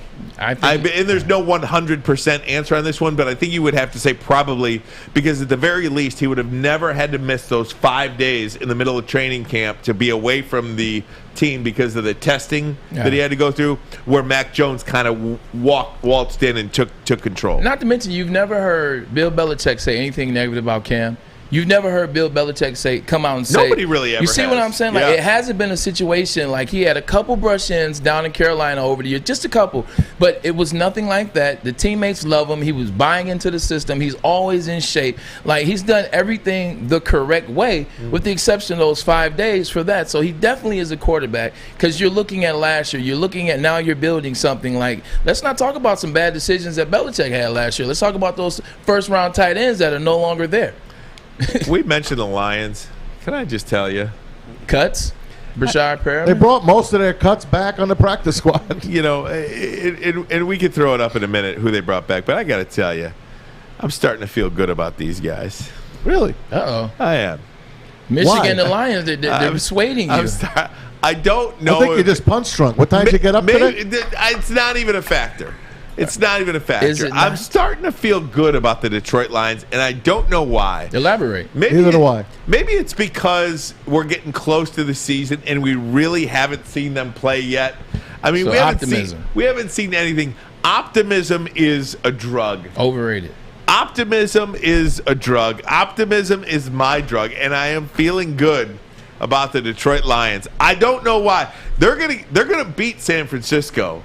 I'm gonna rip my chest open. I'm gonna say, "Oh yeah, baby!" You know what? I won't go so far as I won't go so far as to 100% agree to that. But I brought it up. I think that could be a big win and a big shakeup. Not when they lose their next 5 games after beating San Francisco. But we didn't talk about those next 5 games. I talk about that game itself. You know they have to tease you.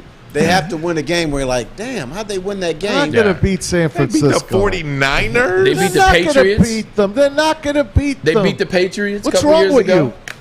Yeah, but the Patriots, their record in September is a little above 500. So that's when you get them. They still had Tom Brady, Then they get serious, and then they lock down on you. So we'll let you know who the Lions brought back. Also, Brashad Perryman has a new home. We'll do that next. This is Armani and Edwards. Terry Foster in the house. Maz in the house. Woodward Sports Network. I'm looking to bring on another HVAC tech right now. We are recruiting 5 to 10 techs a month. We're looking to grow and expand. Every new tech we hire is from Northwestern Tech. The hands-on training is fantastic. They're always my first call. We love hiring Northwestern Tech grads. They come out trained and ready to work. Our program is only 10 and a half months, and our next classes are starting soon. So why wait? I'm looking to hire a graduate of Northwestern Tech. Northwestern Tech. Northwestern Tech. Go Greek with Papa Romano's. For a limited time only, Papa Romano's is introducing their new Greek pizza. Man, that thing looks good. Seriously, look at that. I love banana peppers too, me? man. I'm a huge banana pepper guy. It's a classic blend of bold Greek flavors and tasty Mediterranean toppings with tomatoes, olives, onions, feta cheese, and more. Go large Greek for $16.99 for a limited time. Opa!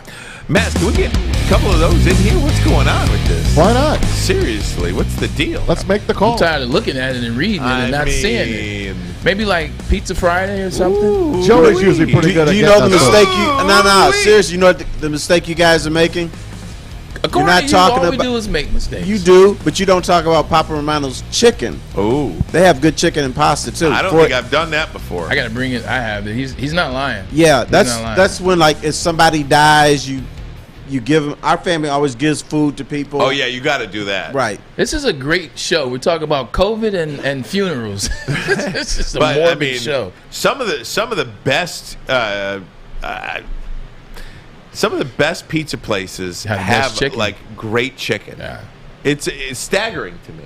Yeah, man, those wings when I was up in college, man, at Bell's. Oh, Bell's, yeah, God. Stop it. You talking about Bell's Pizza? Oh my gosh. Man, you're taking me back Making right me now. hungry I miss now. Bell's. They're no longer there. I cannot believe it. It's a Domino's. I mean, you'd be going there at 3 in the morning. They were open till 4. Nachos sitting right there, hot and ready, with the cheese that I can't eat anymore. Just destroy. Why don't you eat cheese? No, not that cheese. Who knows what they're putting in that cheese? Oh, just a glob of cheese. Man. Just pick it up, melt it. Falling into it.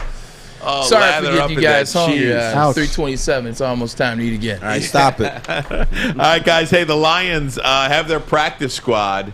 If you didn't know, many of the guys they cut, but they did bring back. Zane Gonzalez is the kicker that they bring back to the practice squad.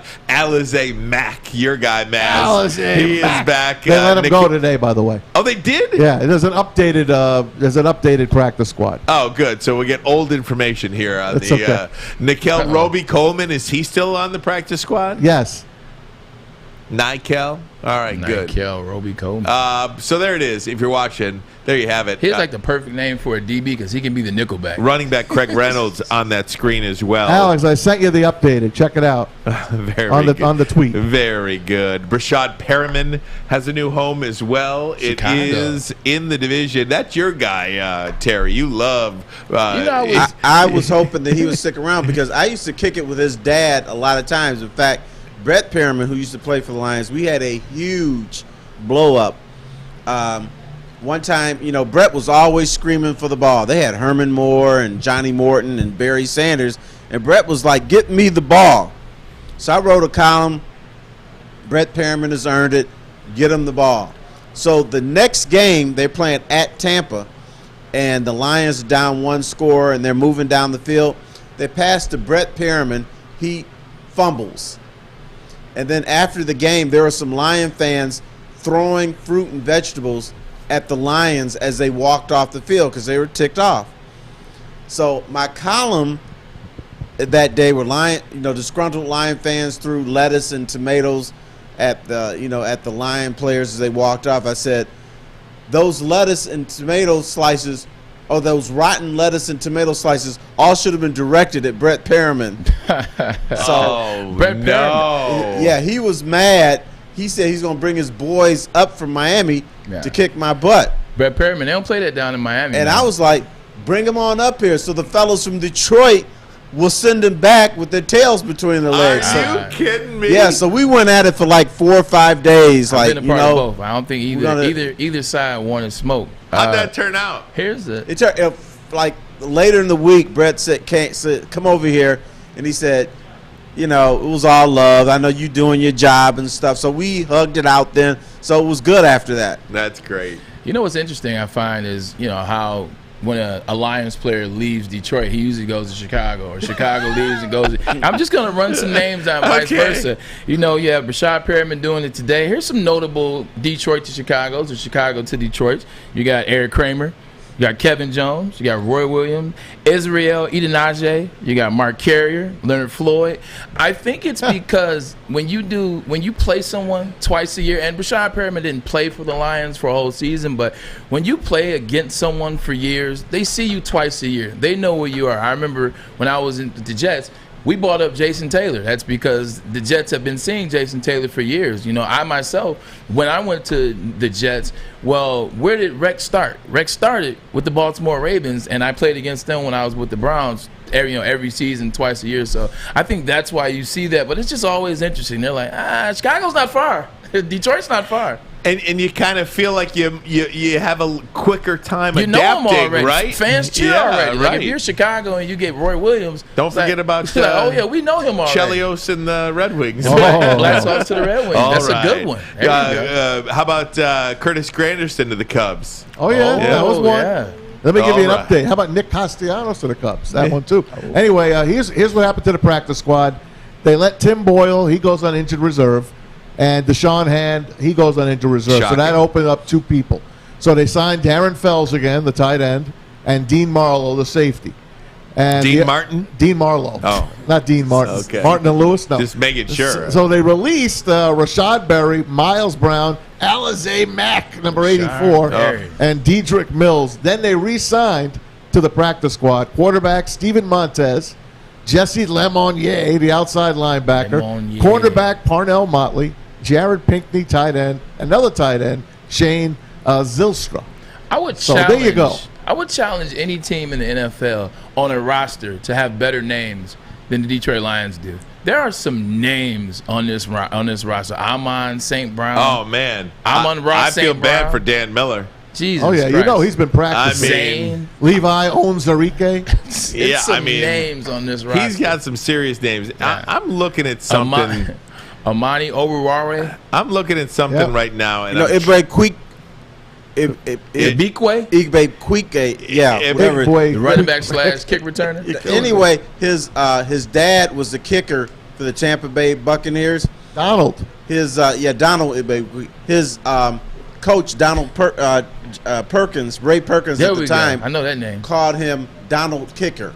He just wouldn't even say his name. That's so funny. We guys, in regards to Alizé Mack, when we had Herman Moore on, he wore number 84. Yeah, he did. And we talked about. I was offended by. Sacrilegious. I don't know if I'm more offended that Alizé Mack wears number 84, or if I'm more offended that Zane Gonzalez wears number 4. Gotta be 4. Jason Hansen's number 4. Gotta be 4. What is more offensive to you? I mean, I try. 84. But again, I go Jason Hansen. I try to be respectful of the Lions organization, and I'm a huge fan. I can't pull myself back sometimes. I think they're going to win the Super Bowl every year. Other than this year, I don't think they're going to win the Super Bowl this year, but I think it's all leading up to a Super Bowl appearance next year. If they could just take care of their players a little bit better, it would greatly help me be a fan. Yeah, I mean, Jason, you're talking about no other player in the history of the Detroit Lions has worn the number longer than Jason Hanson. Can you please put him up in the rafters? I think he has earned that right. I think Herman Moore has earned the right to have number 84 up there. When I look at this preseason and I see Zane Gonzalez run out there in a number 4 uniform, I'm offended. When I see Alize Mack out there in a number 84 uniform, I'm offended. Like, can you please just take care of your former players a little bit better, guys that kind of have been through it with you, and it will help me help you. That's all. I dig that. I think for Jason Hanson, I understand, I agree. Number 4, he played 21 years in Washington State. He's our guy. Like, Jason's one of those guys, when he retired, it's kind of like that Verlander piece you showed yesterday. It's like, oh, man, number 4 is gone. There goes our consistency. But with Herman Moore, the changing of the wide receivers and the tight ends and everybody be able to wear different numbers. Like, now you got all the receivers the premier receivers that would be first-round draft picks or would be the first receiver on the team that would wear 84 or 80 or a number like that. Now they're opting to wear a team number. Now they're opting to wear a single-digit number this year, which doesn't leave a lot of numbers left for the walk-on guy. I mean, not the walk-on, but the free agent guys or the practice squad guys. So they're having to wear numbers like 84. I don't know if you retire it. I think you have one of those conversations where, hey, unless you're someone of note, like if we bring in a wide receiver and we know he's going to be our one stud, or we draft a first round, then you give him the number. If it's just a guy, then you just put it off to the side. Right, like if you sign Antonio Brown to a free agent contract, he can wear 84, and he says, "I want to wear number 84." I lobbed off a call to Herman Moore. Exactly, you can wear number 84. You get what I'm saying? Or if you draft, I hear you. Jefferson. I think the danger in all this, I agree with you, with Herman Moore is the younger people are not going to understand how great Herman Moore was when he was wide receiver for the Lions.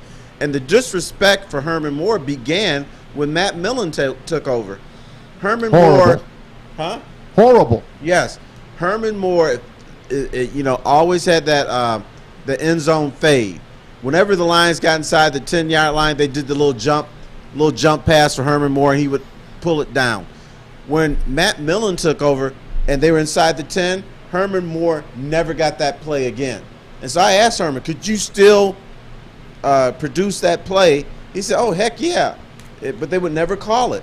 The bar is high. Oh my God. Hey, you know who we didn't talk about? Kadarrell Hodge, the wide receiver we got from the Browns. Okay. I did some homework on him, and so did Braylon. But this guy supposedly was the best guy on the Browns as far as special teams. We're going to love him on special teams. You promise? We are. This is what I hear.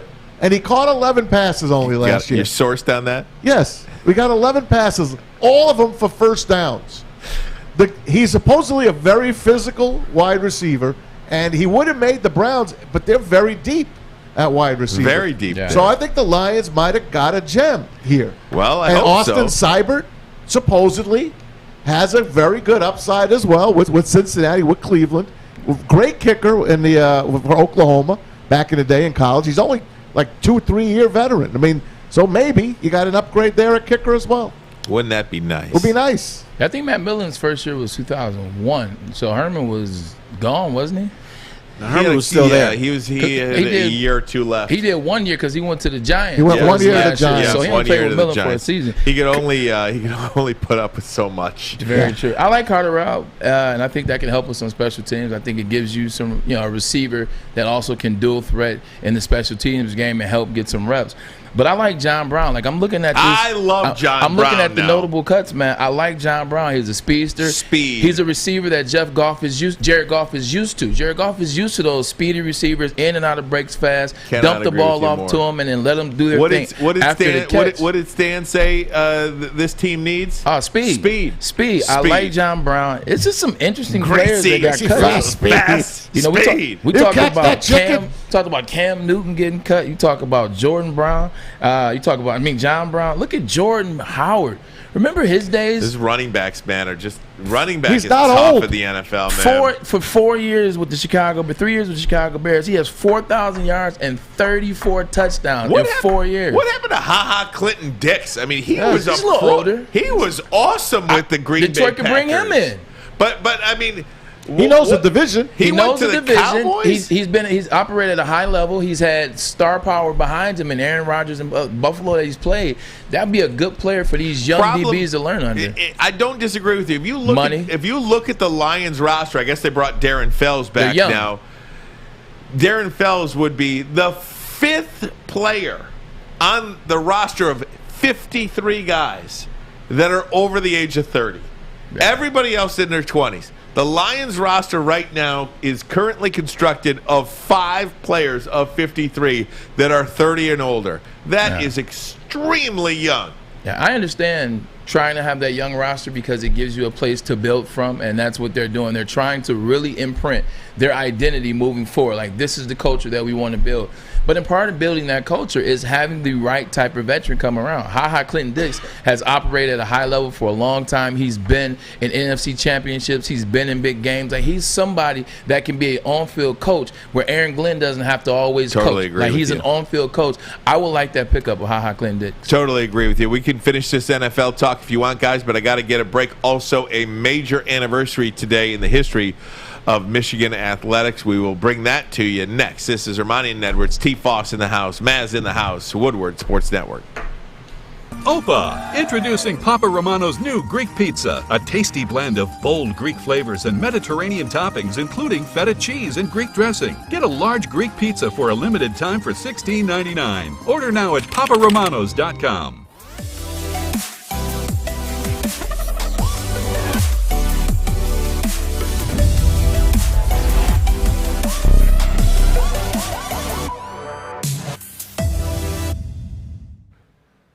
Hey, it's Maz for one of our newest friends, BetQL. Want to get an advantage on your sportsbook?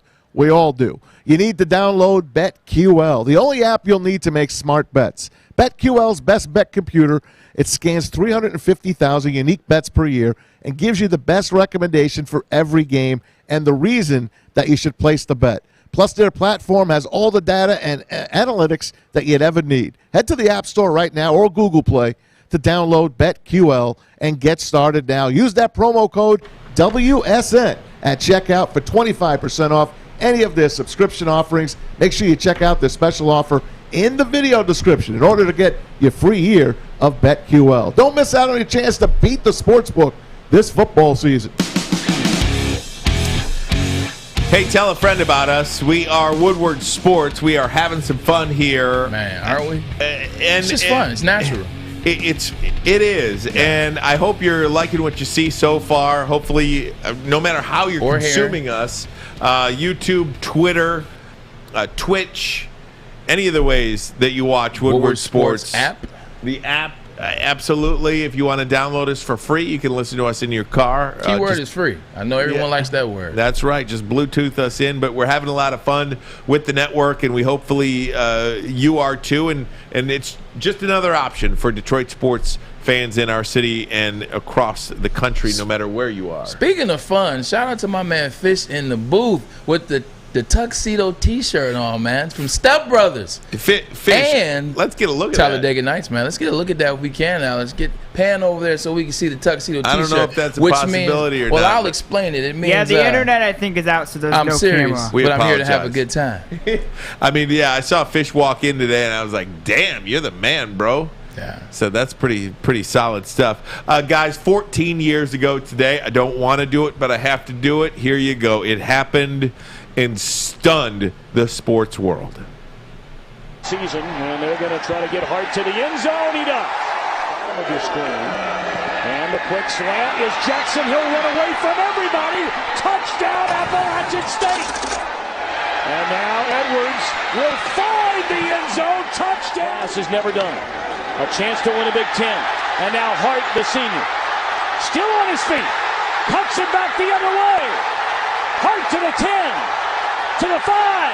Touchdown! About greatest upsets in the history of college football. And it is good. Let's go. Good snap. Good hold. And the kick is blocked. Appalachian State has stunned the college football world. One of the greatest upsets in sports history. Blocked by Corey Lynch. So between yesterday when Alex played the Michigan State debacle in 2015 with the botched punt, and now he doubles back with the Appalachian State game in 2008, you're just really getting under my skin right now, buddy.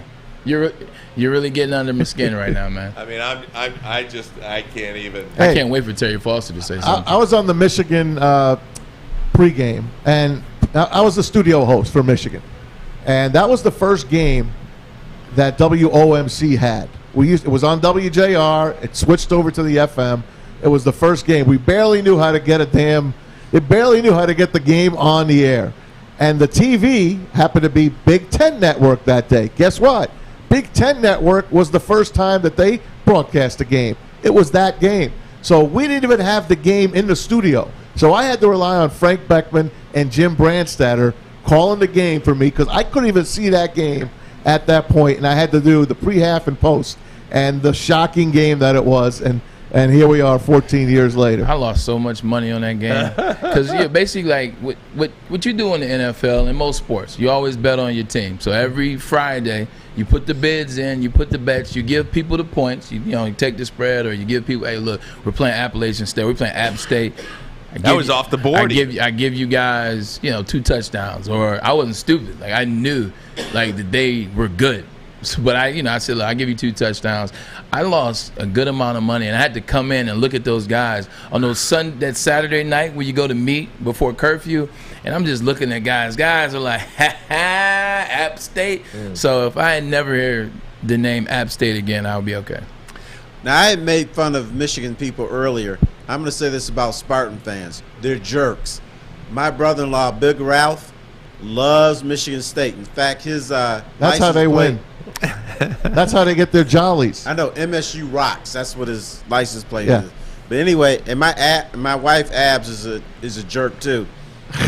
She'll so ha ha ha. She said Michigan is losing 7-0. I said, yeah, but your team is losing too. She said, well, that's all right. And that's what I was talking about as it relates to passion. Michigan State doesn't care. They only care if they beat Michigan or if Michigan loses. Correct. That's not but passion. Anyway, after the game, Big Ralph calls everybody up. He's going to call up or get the Appalachian State bookstore online. Does anybody want a T-shirt? He was buying Appalachian State T-shirts for everybody who wanted one. He's got an amazing blue Appalachian State T-shirt that he still wears today. I have to tell you, I've done that one time when Michigan State was in the college football playoff. I bought an Alabama hat, and I wore it proudly, and I felt so nasty that I was like, that was how I got my jollies off. I was like, let's wear an Alabama hat against Michigan State. And then they whooped our butt too. My team I just don't think it matters to us. Like, I thought you guys didn't care because you are the best program in the world. I'm the worst fan in the world. Are you kidding me? We don't care. Like, people care about other schools. They care about us. Like, people think about us year-round. People excited when we lose. Like, we didn't crack jokes when Michigan State lost in the first round of the NCAA March Madness. We don't care. And it doesn't bother us, though. Like, but them, oh, my God, you guys lost in the first round. Grow the F up. That Appalachian State game back then, 14 years ago, that was my first experience ever on ESPN. Ooh. Because they call around and you get the local flavor. And it was a phoner. I was just on the phone. Did you cry? Voice of. No, I think I was so bad. I don't even remember what I said, but it was. Is that why you're still local? Yeah. No, but thanks, dude. It was late at night. It was like. It was joking. Yeah, I know, dude. It was after 10 o'clock at night, and so. I was like, this is like the worst moment of my life and it's everybody like else's life. It was terrible. I nearly cried on the air. That was the day that broke Michigan football for me. Can I still compare it to something? Better not be the Yankees. I'd rather have that loss doesn't bother me still as much as the botched punt against Michigan State. And I'll be the first guy, and I'll say it. I'd rather have lost that game to App State than lose that game to Michigan State the way they did. And to have them just have that fan meme for the rest of our lives. We're always going to see that botched punt and Jim Harbaugh's ghost-looking face. I'm just saying. I'm talking about Alex, not you, man. That's okay. Alex is smiling. I know he is. I mean, this dude is smiling, but look at it. Look at that smile Listen, over there. I'm torn. I'm one of the few over here. This guy. Hey, I'm one of the few that would rather beat Michigan State than Ohio State. That's it. I'm just saying. I'm torn between what you said because in one regard, like one thing we always had, and Lloyd used to say, you always beat the inferior teams. All right, so App State and Toledo, they kind of ruined that for us. Like up until then, we had always beaten the inferior teams. So App State and Toledo ruined it, and App State started first. The Michigan State one, I would agree with you, Maz, because Michigan State lost. It was kind of started something in terms like steamrolling, and until you keep bringing it up, and I never really thought about it until you brought it up. It started something. That App State, Michigan was headed in that direction anyway. It was already Lloyd's last year before the season started. Michigan was trying to revamp anyway, so I think that was going to happen regardless. That loss didn't take us to Rich Rod. We were already headed that way. That Michigan State loss in 2015, that thing hurt, and it still hurts. So I would agree with you. That Michigan State loss over the App State loss. Videos of the day. We'll do that next. This is Romani and Edwards, Woodward Sports Network.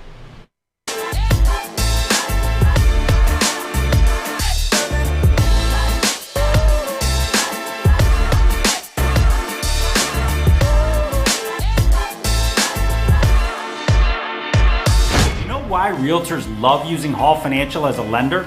Because of our commitment to speed and service. We have nearly 4,000 five-star reviews already. Call today, 248-308-5000, or go to callhallfirst.com. Morning, Art. Morning, D-Mac.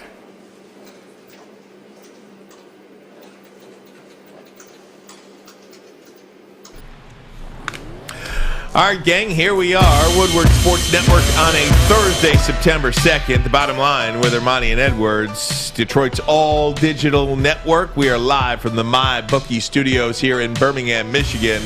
You see the cars going down outside. There's a beautiful studio here in Birmingham. We appreciate you along for the ride.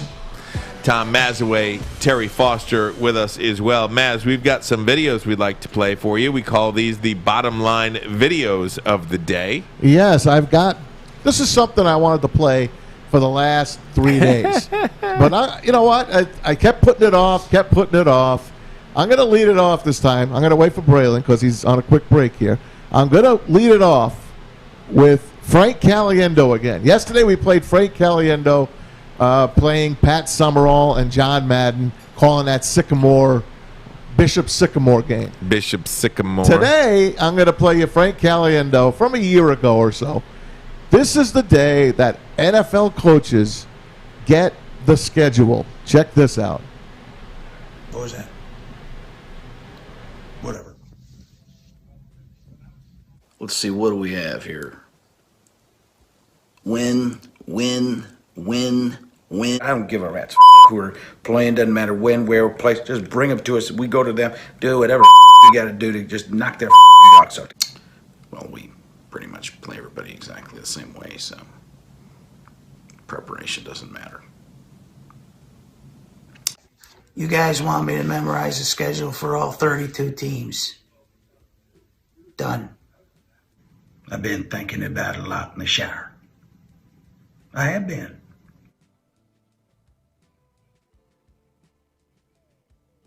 Win, buy, win.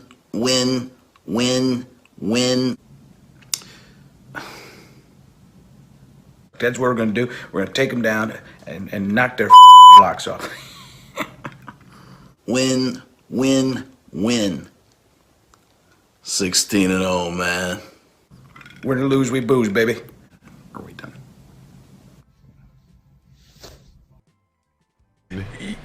Is that great or what? It would be 17-0 now, man, but I can't stop laughing every time I watch it. It's not even new. It's just great. Hey guys, I want to make a quick note. Tigers trailed the A's 8-0. Oh, that's more than trailing. Well, they were trailing 8-0. That's called a mollywop. Jamer Candelario 3-run homer here in the 7th. They have cut the lead to 8-6. I thought Harold Castro had one there as well. He did. 8-6 now. Bottom 7. Miggy has the day off today, by the way. Good for him. Deservingly so. He hit number 502 last night. Look at that. In a win. And he aimed at the sign where they stole the 5 from him. He was aiming at it. Why don't we play that home run right now, Alex? Let's bring up Miguel Cabrera from last night.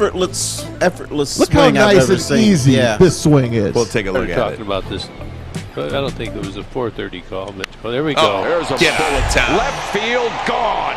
We're tied at 3. Missile. Cabrera belts number 502. The great thing about that is if you watched him bat in the second inning, he had the same pitch in the second inning, and he missed it. Like just missed it, but then he came back, he dialed in, and it still was smooth. A lot of times guys will try to revamp their swing, but he's swinging at a different type of pace right now, man. We call that professional hitter. Only 2 years left? Jesus. Hey, here's career hit number 3,963. It won him the game last night. Check this out. Yes, it did. 3,000. It's a 2-run blast in the 2,000, 4th. sorry.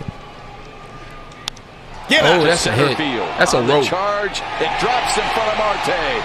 Badu on his way home. The Tigers have the lead. I love that Akil Badu, man. Oh, I love him. That's a fun player to watch. 11 home runs for him. It's a fun player to watch. You know, baseball players don't get the type of respect at a golfer or let's say like a soccer player in terms of their control of where they hit the ball, adding backspin, where to put the ball. Like, that's no accident that Miggy dropped that right in center field before the center fielder can get it. He aimed for that spot. They pull balls. So much command of the ball with the bat. Some stuff you got to give us credit to. A little inside out. And here we go with the final video of the day on the bottom line. We go back into the 1990s. For Is this one. Did we finally play it? We're finally going to play it. This is your video, Bray. Check out Barry Sanders in a slam dunk contest with Dickie V on the mic. Everybody thinks that Barry Sanders, the little guy from the Lions, has a chance. There's Hawaii Loa. He looks like he's worried. But is he? The underdog goes up to be the top dog. I got it. Take that, Vic Vitale. I can't believe it. I can't believe it. Look at this double pump over the head. Who's Hawaii Loa now? Eat your heart out, Thurman Thomas. Funny thing about that. 9-8. That's a 10. I had no idea. Detroit for disrespect. The disrespect for Detroit is apparent in everything. Exactly. I had no idea about this video that it even existed. The difference in watching that though, and then watching Spud Webb is when you look at Spud Webb is just completely a small man. He's a small person. When you just look at Barry Sanders' thighs and calves and muscles, that doesn't surprise you that somebody built like that could do that. He's twice the thickness. Do you remember Spud the Webb. other one that they always post? It's like 2 years later. It's like Ken Griffey Jr. is in it, Chris Carter's in it, Mike Conley Sr. is in it, somebody else in it. Those things used to be great. It's the Foot Locker slam dunk contest. Those things used to be great, man. Can you guys believe tomorrow we're going to have an opportunity to break down a college football game? I mean, tonight Ohio State plays. I mean, we're going to be previewing Michigan State, Michigan. I mean, tomorrow's one of these days that you live for, and we'll be off Monday, but Tuesday, the 7th, when we're back after the Labor Day holiday, we will have an opportunity to talk Michigan football, Michigan State football. It'll be Lions game week. Is this the time of year that you live for? I mean, this is bar none my favorite time of the year. You know, no disrespect to the Tigers because they've really been holding it down for us as it relates to content, and then at the summer league with the Pistons. But we've done all that in the space of just the Tigers and just some summer league Pistons. Imagine what we're about to do, Maz, Terry, and Ryan, when we have continuous content with the NCAA and Michigan and Michigan State. Can't then wait. the NFL starts with the Lions, and then we have baseball as well. We about to kick some butt. I think I'm just so putting too, it. man. I'm just putting it out there for Baseball the fans. coming down the stretch. Yeah, it's just beautiful. It's all good. Terry, you got a final thought on anything? I keep hearing this is the favorite time of year for people. I love it when it's October. That's my month. Because October, you get this World Series. and you get important college football games. You're in the conference. Rivalry week. But this year, Terry, you look at this opening weekend. I mean, Well, Georgia, yes. Clemson. But you still get rivalry week, though, in October. I give you the rivalry. No, but I understand what you're talking about, though. Absolutely. The month of October, you got the cider mill when the Lions are 0-0. That guy was tough. But you get matchups, 2 3-0 teams fighting each other, or 2 4-0 teams. Yeah. Those games mean a little bit more to me. So I love the October because you get that combination of important games, not just good ones, but important ones, and you get the World Series. Sprinkle in a little NBA starts around that time, Yeah, too. that's A right. little sprinkle of the NBA. We got Lions pregame shows coming up as well. Yeah, we do. Coming up Wait here. till we tell you about that. We will tell you about that coming up next week. We're excited about that for sure. Terry, can't thank you enough for your time today. My It is pleasure. always a pleasure. We love having you in here. Can't Feel wait. better, man. Get over that COVID. Oh, yeah, that's right. Put that out there. He was just Dr. joking. Fauci that. Yeah. I love how you call your wife Dr. Fauci. That's she's hilarious. That is great. Well, Terry, we love having you. We'll get you in next week if we can. Absolutely, it'd be great. Maz, good effort by you today. Thanks, man. Looking forward to seeing Marcus Ray here tomorrow. Marcus big brother freaking Marcus Ray. National Everybody's champion. my brother now, man. National champion. Dude, you want to talk about a guy that's opinionated, encyclopedia of college football, man. and honestly just pulls no punches. Nah, I can't wait. He'll tell you a story about me. My senior season. He was on the sideline, so he'll give you that good insight. Hey, Big D Energy tomorrow going to be live at Arts, Beats, and Eats. Make sure you get down there, see D-Mac, Joik, and Neil Rule. And you never know what cast of characters might pop by there as well. Are they in Royal Oak I'm now? at the start. Yeah, It used to be in Pontiac. I missed when they were in Pontiac, but that was years ago. They're right here. I know. I used to be there, man. Welcome the back. Phoenix Center, right? Welcome back to Metro Detroit, Braylon. Hey, welcome to the show. Welcome to I'm the still, show, my I'm still friend. at the Silver Dome. You guys at Ford Field. Oh, all right. Hey, didn't the Lions used to play at Tiger Stadium? Yeah, remember I remember that. Bobby Lane. So long, everybody. We'll see you tomorrow. Share the show with your friends. Let everybody know about us. We are Woodward Sports Network. So long. Started talking about this. I don't think it was a 4:30 call, but there we go. There's a bullet. Left field gone. We're tied at 3. Cabrera belts number 502.